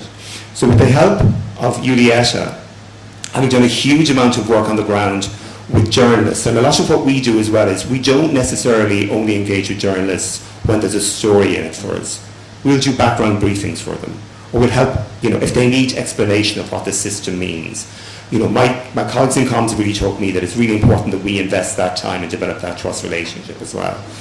So to explain to you what we did, so with E.S.H.'s help, and it wouldn't have been possible without it, I visited Strasbourg with Louise and with a member of our commission, and in a 24-hour period we managed to line up meetings with the Commissioner for Human Rights. We attended the NGO briefing 6 weeks in advance of the Committee of Ministers meetings. I gave a briefing, Louise providing a briefing and the Commission providing a briefing. We met with the Department for Execution of Judgments. But throughout all of that, we had peppered significant media interventions at home. So just to give you an example, we were meeting the Commissioner of Human Rights at 9 a.m. At 8:30, our Commission member was on the most listened to political programme in Ireland on the radio, explaining why we were there. Then we had our meeting. I had been threatened, primed, trained by my colleagues, do not leave that room without a photograph of Louise O'Keeffe with the Commissioner for Human Rights, and you, and E.S.H.E.M. So that was the first thing, literally, photo taken, back to Dublin, press release going out. Then we already had primed journalists who were able to get speaking to the Prime Minister. So the Prime Minister had one of those moments where literally the microphone was put in his face in relation to what's your attitude to what is being said in Strasbourg today in relation to this. So it's trying then as well, making sure that whatever you're using and creating is usable. So I've learned hugely as well, the Department of Execution of Judgments have been really generous in explaining to us what helps. But then the presentation is a different issue. So our Rule 9 submissions need to be usable by media over and over again. They also need to be used in other contexts over and over again. So throughout all of this process, individual survivors are taking cases. For a long time they were losing, but by doing outreach with civil society groups, so for example, the Child Law Clinic in University College Cork, which is the #1 law school, we've worked really hard with them as well, and we've developed really strong relationships with practitioners on the ground. So we've used our Rule 9 proceedings in amicus curiae interventions in cases, national cases in the High Court. But again, I suppose to come back to E.S.H.'s point, we have a technical win. The state is not willing to defend it, it will settle it. So what? What I've learned is when the state has settled a case, and I know that there are 10 cases behind it, guess what the news story is? The state has just settled €1 million settlement for child abuse cases. So it really is that piece in relation to accepting that while it's not our comfort zone, accepting why we believe that certain aspects of the story maybe are more important to us, that we have to engage in the process as it is. And so what's really, I suppose the learnings I've had out of it is that it's the relationships with people on the ground like E.S.H.E.M who can do things that we simply cannot do from a distance. It's knowing our audience, whether that's the Committee of Ministers, Department to Execution of Judgments, whether that's the media, whether that's civil society. But basically investing the time to work out what our product is early so we don't have to continuously react. I suppose the last thing I'd say, which is something I've really learned as well, which is to echo Marion, tone really matters. In this world at this time, tone really matters. We don't preach. We try to really kind of do the empathy piece in terms of communication. But also, there are people who wish us ill will, who are robbing our clothes. They are robbing our narrative. We need to get better at actually claiming that back, at being much more robust, and knowing when to be robust and when to be empathetic as well. I hope that's of some use. If there are any questions, I'm happy to answer them. Thanks very much. Thank you so much, Michael. Indeed, what you're doing is remarkable in terms of continuity at all levels. So it all starts with having a continuous presence through Rule 9 submissions, that you did not give up on the subject matter despite the decade-long presence of this case on the agenda of the Committee of Ministers. So the ground was there. So the timeline and the timeline of the storytelling is there already. Then you mentioned the background briefings. The sustainability of relations with the media is very important. Also, we don't want to be seen as knocking on their doors the day we want you to tell our story. It doesn't work like that. Also, we need to find a way, build in time in our own work to cultivate these relations and this knowledge. Then presentation, usable content, and content that is delivered in a tone that can fly. Those are difficult times, so we also need to, of course we're there to we have a watchdog function, but we're not there to throw stones, and we're there to offer solutions also and to show understanding on all the different constraints of all different actors. But also, if I can say so, the readiness to nudge the authorities, so the independence of the actors doing this type of job. As NGOs, we have this presumption of being more independent. We need this kind of presumption to be present in respect of also NHRIs. So your fearlessness in confronting the authorities, not being afraid of if you get on the wrong side of it has also been very important. And what this has generated in the context of this case is a huge mediatic attention on that day, as you described it. And for us, what was mind-blowing was how immediate the impact was. So settlements, not only was the Prime Minister asked questions even before we met with the Committee of Ministers, but the immediate impact was for us unprecedented. So cases started being settled again after a long period of pause, and also we started the discussions again on the necessity of the adoption of general measures. We're not there yet, we need to continue.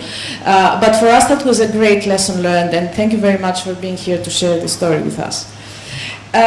We have heard from different actors on their own stories and experience with engaging with implementation mechanism and reporting about that, the different challenges, different tips already. We have built a basis of useful information already, but I think that we also need the advice of someone who's an expert in giving that kind of advice, who has made it a lifetime and professional commitment to educate different actors in tailoring their comms work according to their line of business and according to their audience. I'm very happy to have with us Philip Doyle, who is the co-founder of One Step Beyond, which is an agency for strategic communications, campaigning and hope-based narratives. Philip, you are a communication and campaigning strategist and narrative expert, but you also have an activistic background.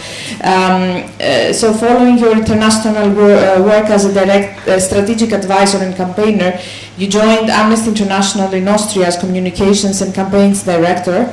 And as co-founder of One Step Beyond, you're currently working with progressive organizations, companies and experts on communication strategies and narratives change. We have briefly cooperated together in the past. You have also, through this cooperation, furthered your interactions with other types of institutions doing work on implementation matters. You cooperated with the Office of the Government Agent of the Czech Republic recently in a very successful manner, exactly on implementation matters. And we really look forward to continuing cooperating with you and to furthering that cooperation in a sustainable manner in the future, because what we really need is a communications toolbox which is really tailor-made for implementation purposes. We do not have it, institutions do not have it, so we look forward to developing such such a tool together. But for the moment, we would be glad to hear some part of your wisdom on how we can do better already. The floor is yours.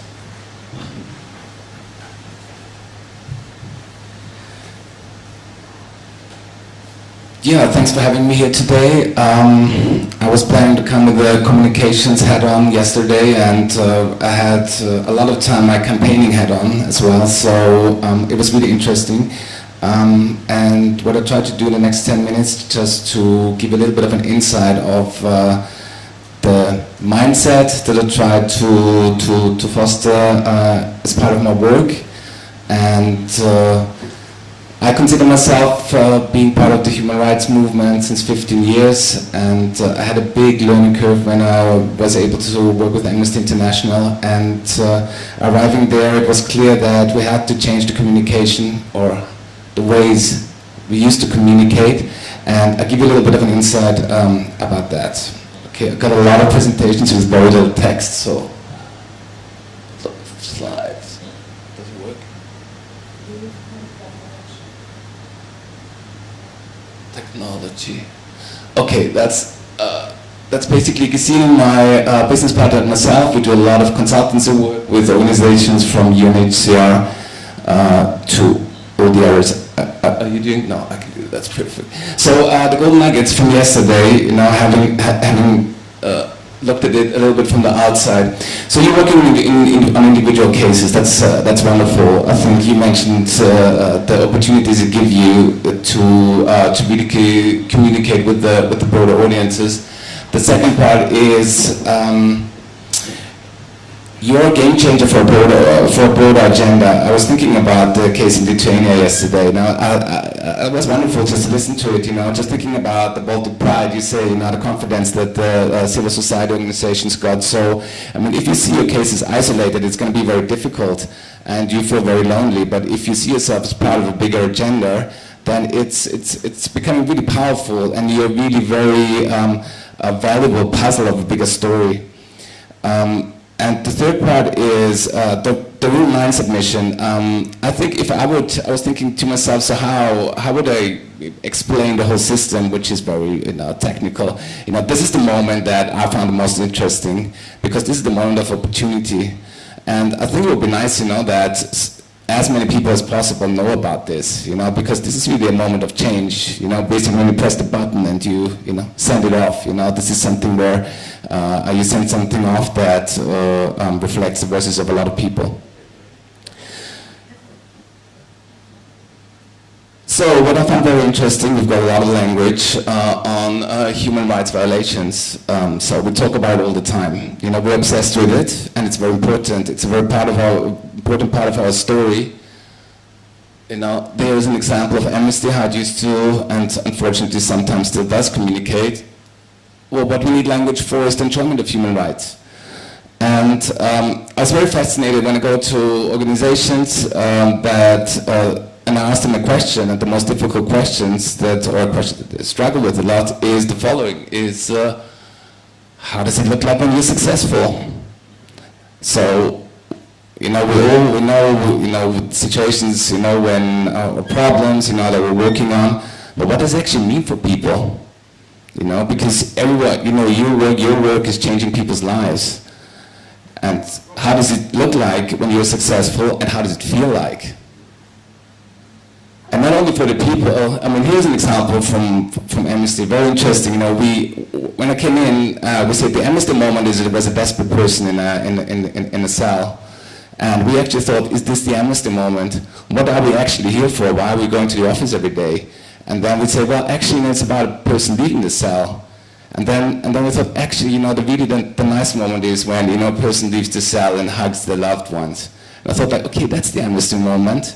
So whenever people ask me, you know, how hard is it to work for Amnesty International, I said, look, it's a good space. It's a place of hope, and it's a place of solutions. So yeah, it's fascinating that even an organization like Amnesty can show hugs. So how does it look like when you're successful for your target audience? And I think that's very key, because otherwise it's spectator sport. So today we heard a lot about informing people, about media work to so a lot of people know, yeah, but it's also about what opportunities do you give them that people can actually join your course, and that's the campaigning mindset. But so very likely, if you are successful, it's not only one person who benefits, it's more. And then very often you've got open concepts. So if you have a better communication, better education system, if you have a diverse society, you know, and these are all concepts that a lot of people care directly for. It's very relevant to their lives, and that's something that this is part of the story you have to add. Otherwise, you know, it becomes very distant. You know, it's someone over there does something for someone else.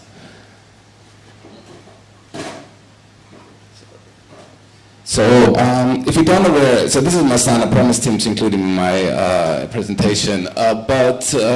So if you don't know how it looks like when you're successful, you know, it's like the question would be where we're going. You know, so I know where we're going away from, but where we're going to. And mobilizing people, you know, you need this part of the story. You need to tell them also where you're going to, what's your vision. Why am I better off if I join your course? So a very important question is from them would ask me, show me this worth acting for you, joining your course. And you have to do that, you know. Otherwise, just highlighting a problem. Anna Chenkosori, a researcher in the US, said one time, people have got 99 problems, they don't want to have yours. And they have got busy lives, you know, but being part of a story, being part of a solution, being part of enabling other people to have a better life, you know, that's something that people are very much willing to spend their time. And then you have to tell them what to do, what do you want them to do. And that's something that I mentioned before, and I think we should not stop short. So when you talk to a wider audience and talking about public mobilization, do you want them to be on the stands, or do you want them to be on the pitch with the audience that you communicate? And I think, you know, the magic happens when you have many people on the pitch, and that's how it should feel. You know, and often the human rights movements, they communicate, and please listen to me, and here I tell you the story, and then I say, okay, what can I do? You know, and then they say, well, you know, just stand there, and then the next thing happens, wait the next 3 months. But it's just really important to feeling it's all one story. So make sure you get your audience on the pitch. Yeah, and then about the inclusive language, obviously, you know, and I think I tried to basically, so what the message is, if you value me, then talk in a way I understand. Understand you and make me part of your story and your solutions. You know, it's really rude to talk with people in a way that they don't understand you. You know, it's just not nice, you know, and I don't listen to you, and probably don't like you very much either, you know, if you constantly keep talking to me in a way. I mean, here it was excellent, you know, what's really interesting is that you're an expert audience, you know, but if you don't invest to find a language that I understand, you know, I don't walk with you wherever we go. So, and you don't have the opportunity to convince me. Going on to narrative work and narrative shifts. So, this, I don't know how many of you know the Overton window. This has been developed by right-wing think tanks. Yes, they might have a bad agenda, but professionally they sometimes have also good ideas. So, Overton window, oh, is it not? Thank you. So, there we go, Overton window, thank you so much. So, the idea is, how do you change, how do you shift the narrative? And basically, someone who does it very well is Donald Trump these days.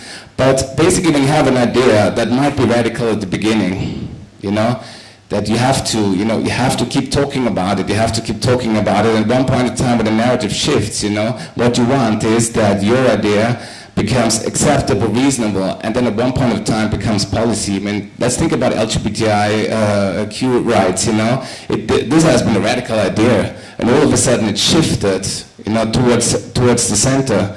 But on the other side, there are also people pulling into the other direction, you know, and what used to be, you know, a popular idea, you know, might seem to be radical. A lot of human rights ideas, you know, are under threat, you know, and so what I want to say, and what is very key, is two things. Whenever you talk, even it's not the time where, even it's dark times, you know, the ideas that you put out there are not radical ideas. They're ideas of common sense, you know, and this is something that, don't ever let anyone else tell you that something different. So what people want, or what others people want, is that you've got your ideas is a radical idea. So that's number two, and number one. And number two is, and that's something that is the core of also hope-based comms, you know, you shift the narrative, putting your own ideas and values at the heart. So you have to talk about your own ideas forward. If you don't talk about it, who will talk about it? You know, and it's not the ideas for yourself, but for society, and they should reflect your values, obviously. So how do we work with people? So we're working on hope-based comms and hope-based narratives, and this is something, this is an exercise we do very often. And you've got the left side and the right side. So from fear to hope, from problem to solution. Thank you so much. So this is an exercise we do with a lot of organizations. And it's basically extending your range. And both parts have to be part of your story. But for the left side, we have a lot of language. And for the right side, we do not have that much. So fear, things to be worried about, you know, and on the other side, things to look forward to. You know, there is something to look forward to if you're successful. Problem, things that are wrong. Solution, the way we fix them. What we oppose and want to end, this is something we have a lot of language, and what we want to have and encourage. And whenever we do these exercises, you know, the left side is done in 10 minutes. You know, it's like all there. You know, on the right side, people really struggle. But when you sit on a panel, when you are in front of the media and so on, you know, you have to have the broader range. You know, you have to have the ability to have words for both. And you can sneak a lot of stuff. Whenever you've got a press release, you know, sneak it into the quote of your CEO, but really make sure that you include your own idea. Otherwise, you know, by repeating the problem, you're just basically strengthening your opponent's narrative. Okay, almost there. Yeah, so talking about hope and hope-based comms, hope is something that's a big trigger for people. It's amazing, you know. I would say, like, you know, if we are not a hopeful movement, if we are not a hopeful crowd, well, the opposite is to be hopeless, you know. But hope is not something where you sit and wait. It's not a passive concept. The way we understand hope is that hope is something that you make people feel like, you know, you can change things. You know, change is possible if we're all acting. You know, and that's the belief. That's why we all go to work every day. So it is at the core of everything we do. And just think about, how should the people feel when you are on a panel, when you talk to, even when you go to your meetings or your policy meetings, and how do you want people to feel after you've talked to them? You know, do you have to want them to go down the stairs with you or up the stairs? You know, and I think if you really focus on impact, it is, you have to make sure that they are hopeful and they think it's worth that they do something, you know? And something that all your communication departments should do too, you know? Every social media post, hey, it's really cool, I want to join this course. So coming to almost the end, 3 things are very important. They came up already before. People, at the heart of everything are people. People. Then obviously values and values you share. And what does it mean to act, you know, according to those values? And action. No action, no impact. Yeah, and you know, we shouldn't be so vain in a way to something, or stop one step short, you know, by just informing people. You know, it doesn't bring that much. You know, it is one step, but but you have to go another step and just really help people to act. So the last part, just to so like, because I thought it was very interesting, you know, there has been a research, messaging research has been done. This is something, an example of on Australia, not done by myself, but done by a researcher. And just so you know that how narrative testing works. So basically, people sit in a room, and you've got you've got the opportunity, if you like it, you turn to the left, and if you don't like it, you turn to the right. So you see at the beginning, and you've got the opponents, the base, and the persuadables, the ones in the middle. And so this was the way that they started and tested the narrative. And it is not illegal for refugees to come here, and Australia must fulfill its humanitarian legal obligations to asylum seekers, and so on and so on and so on. You can read it. And so they tested out the messages, and I just give you the winning narrative, which basically says the same in a different language, and just see how much this changed on the right side. So most of us strive to treat others the way we'd want to be treated. If any one of us feared for our lives, for our life or for our family, we'd like to know that others would help us to safety. Throughout history, people have risked everything for the hope of a better life. We must ensure people's basic right to live free from danger by creating a fair and efficient asylum process, and so on, so on, so on. Totally different language, and this is impact. You know, this is something where you get, you know, you're winning hearts and minds. So the very last point is, be ready, be prepared, work on narratives, have a story, and get it out there. Wow. Thank you so much, Philip. So much compact knowledge, compact expertise. We have so much to explore together, not just bilaterally, but also our partners and beneficiaries have so much to learn from interacting with you. Very clear messages, very understandable. I will play the devil's advocate in insisting. I'm a tad on my pessimistic side today. Maybe it's because to say, of course, speaking the language of the audience is very important. What is our audience? One challenge we're faced with is that we're addressing many different types of audience while we're doing our core business. So we need to be there, we need to have time, resources and knowledge how to adapt our messages for different types of audiences. We need the different language to keep our partners engaged. So the civil society language. We need to speak the institutional language, which is completely different when you interact at a diplomatic level. We need to speak the judge's language, which is an impenetrable audience. It's an unreachable audience. We need to speak the journalist's language, which is also the subject matter of this discussion. We need to adapt, and most importantly, we need to speak the general public's language. And I think there is our most difficult task. So the same message needs to be adapted for at least 10 different types of audiences, and we need to work together about how to create automations around that, because we don't have the kind of resources to effectively prepare all that.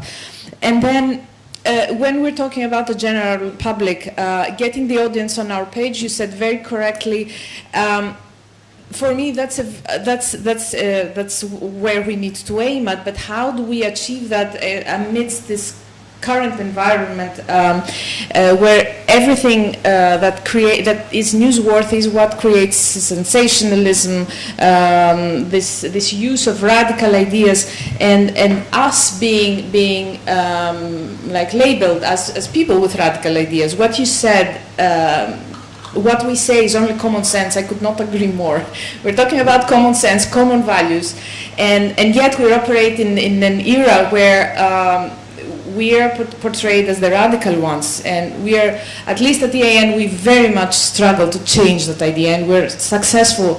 I am proud to say, humbly proud to say that we start being successful in passing that message. But in any event, I will stop here. Very many things to do together, and I open the floor now for questions. Yes.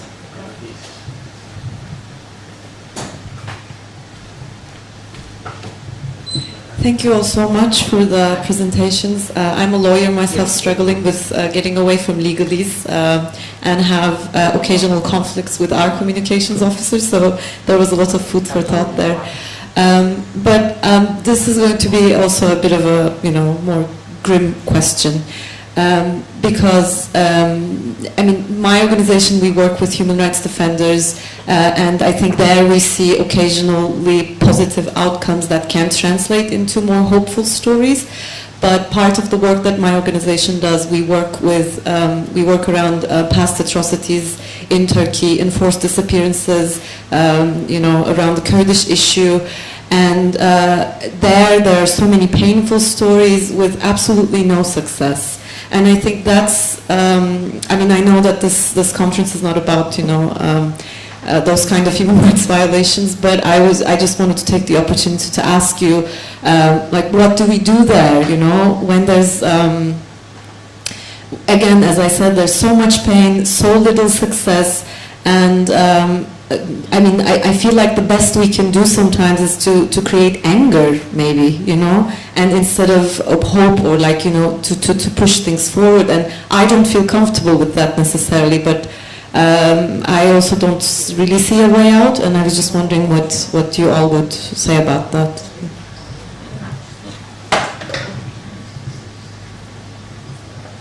Hello, thank you for being there and for organizing this. I'm Nikita from the Execution Department, and I fully agree with what Yoleta said, that we have to speak different languages, and this is what is done, as I see, by the Council of Europe and also by the Execution Department. I just wanted to mention that you can use that, and including when you prepare your story, you can see what has already been done by our department, for example. There are a page which is called Achievements, and this can be very useful. It was prepared by our colleagues who are trained also by journalists, and they try to write in a correct manner for a general audience. For example, the success stories on recent cases against Sweden and against the United Kingdom on bulk inception. I know that in many countries this question is still pending, but it can be very useful to see these news. And also, we've been struggling, for example, to write tweets in very short manner to news items on all the issues which have been adopted, considered by the Committee of Ministers. They're being put in, again, a general audience-friendly manner as far as we are concerned. And I just call to follow up the Department of Execution in social media, to subscribe, to put likes and so on, and to follow us up in this respect. So it may be helpful to present your cause better. And another comment is to what I think Mr. Shariak mentioned. There is a big temptation to make a mistake, which all of us can make actually. When you say that there is this and that number of cases pending, this is not equal that these cases are abandoned. Sometimes in a case which is still pending, the progress achieved by the authorities is much more than in a small case which has been closed, for example, when there was an easy measure to adopt and that was closed. And this one is a huge case, I don't know which, very big problem, and the authorities might have achieved a lot. And to be fair, it's better to look into each case and to assess the progress, to which extent it has been executed or not. And just to please avoid this temptation. And I think on these matters you can freely communicate with the Execution Department, with the press service of the Council of Europe, and of course with EIN, which is also competent on these matters. Thank you.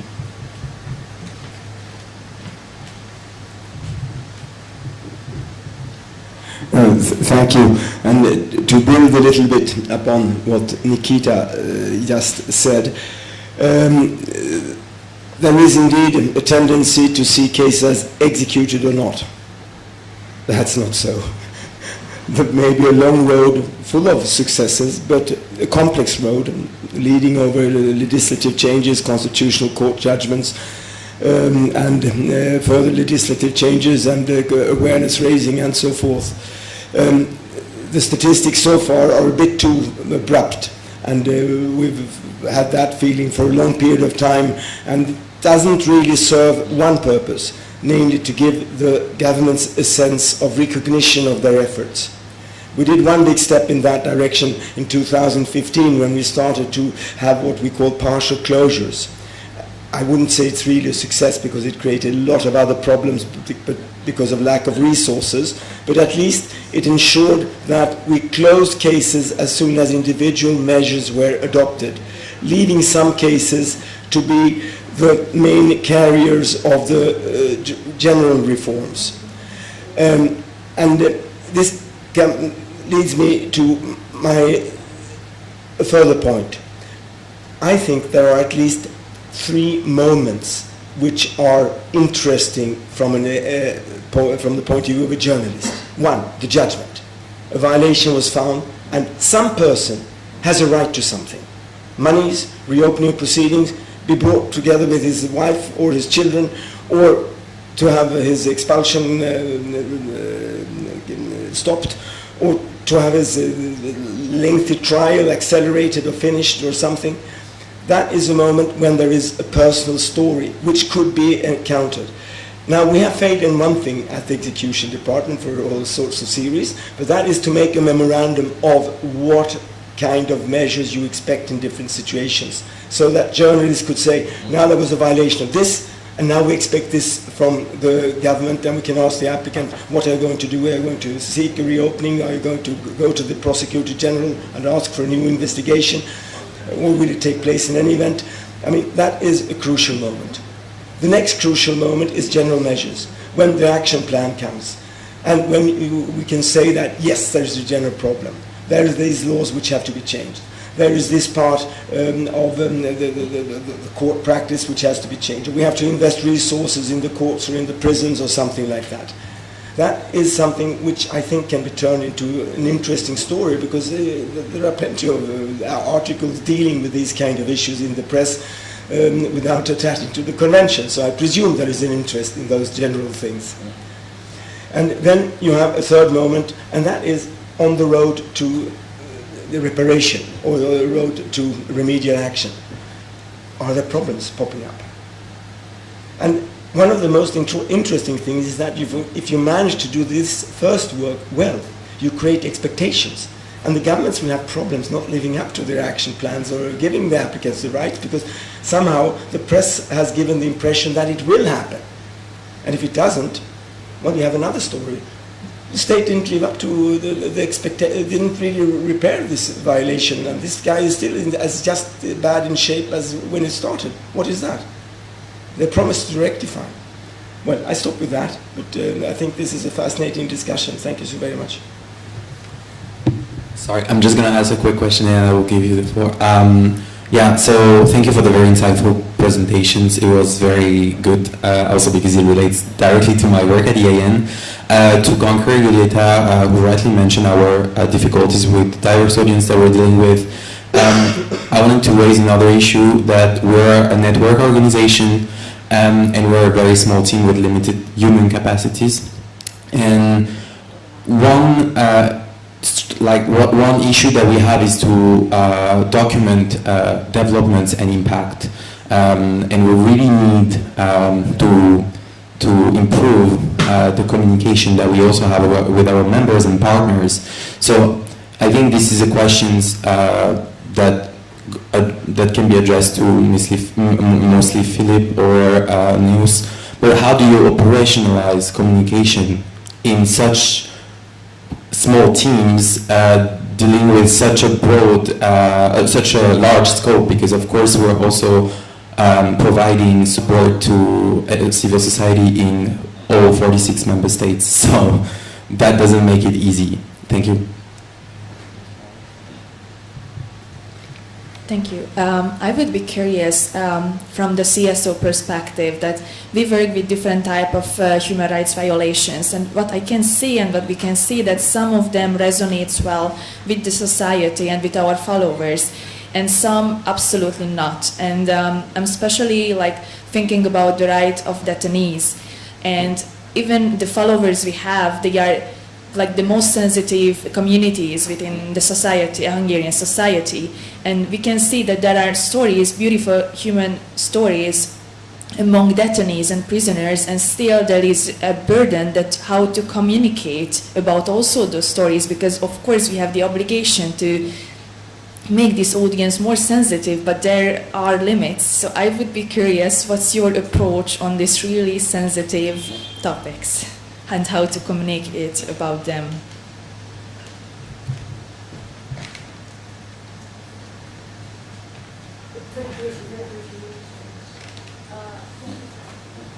Thank you so much for the presentation. I actually think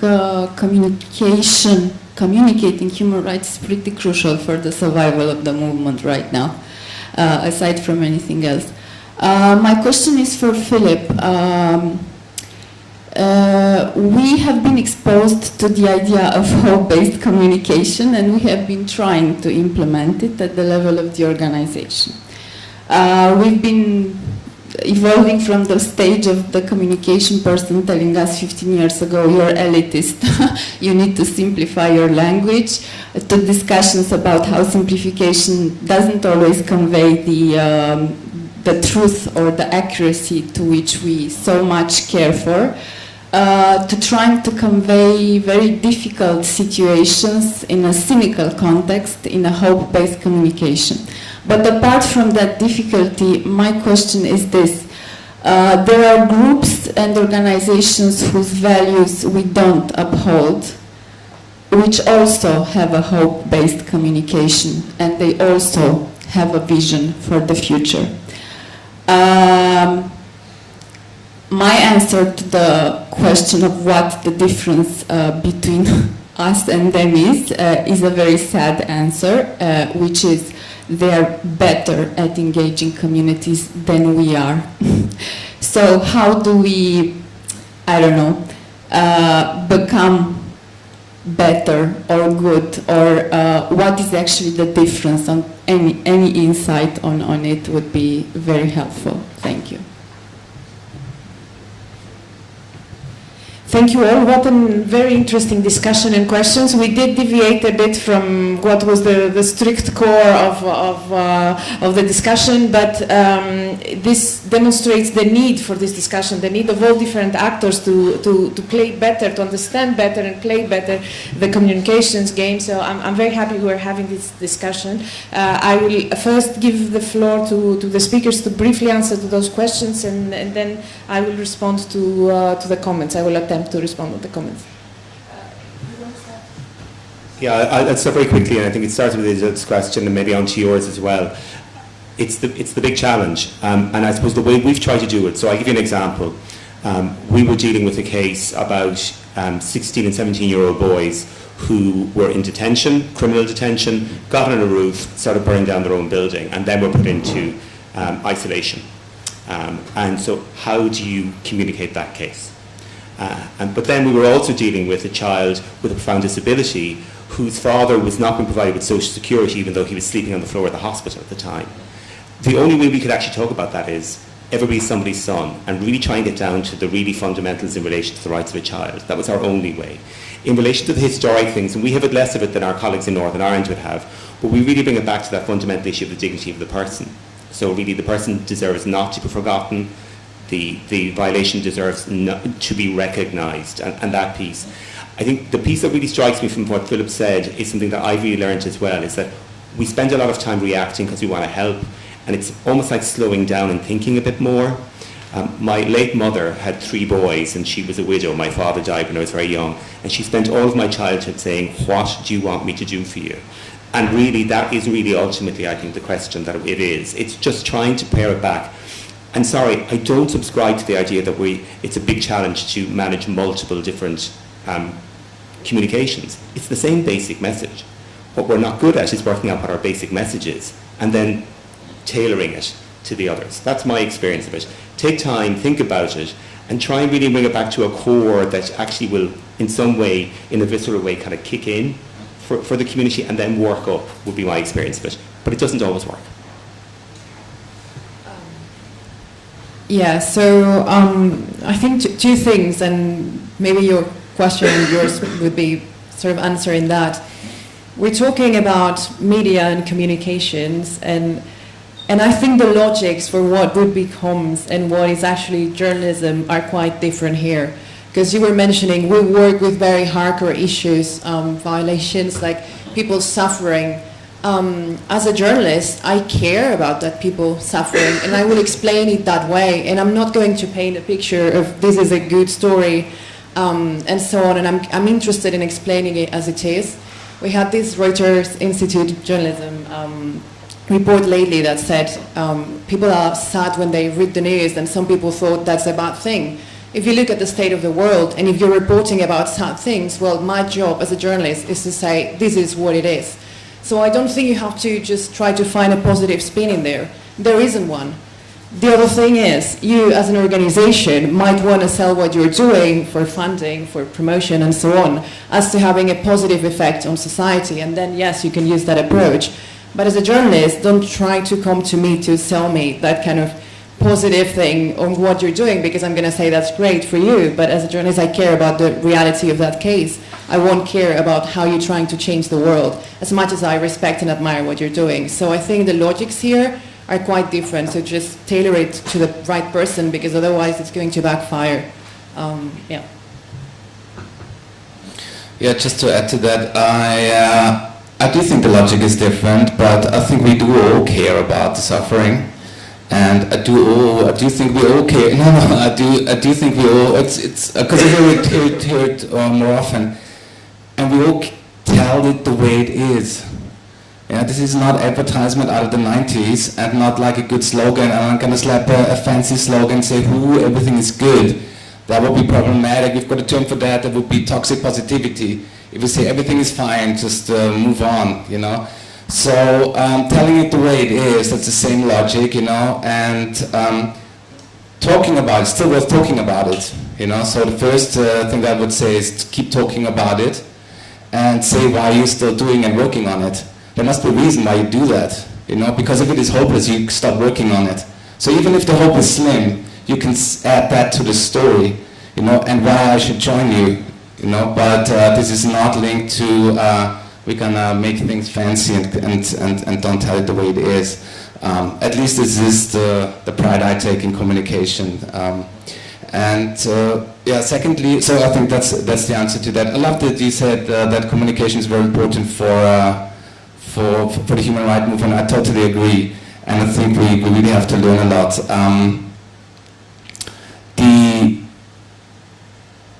What was the other question? Who else had a question about? Yeah, some. I think the more difficult the topic is, and the closer you have at the core, it's a story of humanity and about caring for each other. That's the bottom line. So, and I think some stories are just more difficult, for people to relate to, So, just from a practical point of view, it has to be about testing, and see what works. But it's about human connections, and that's the bottom story.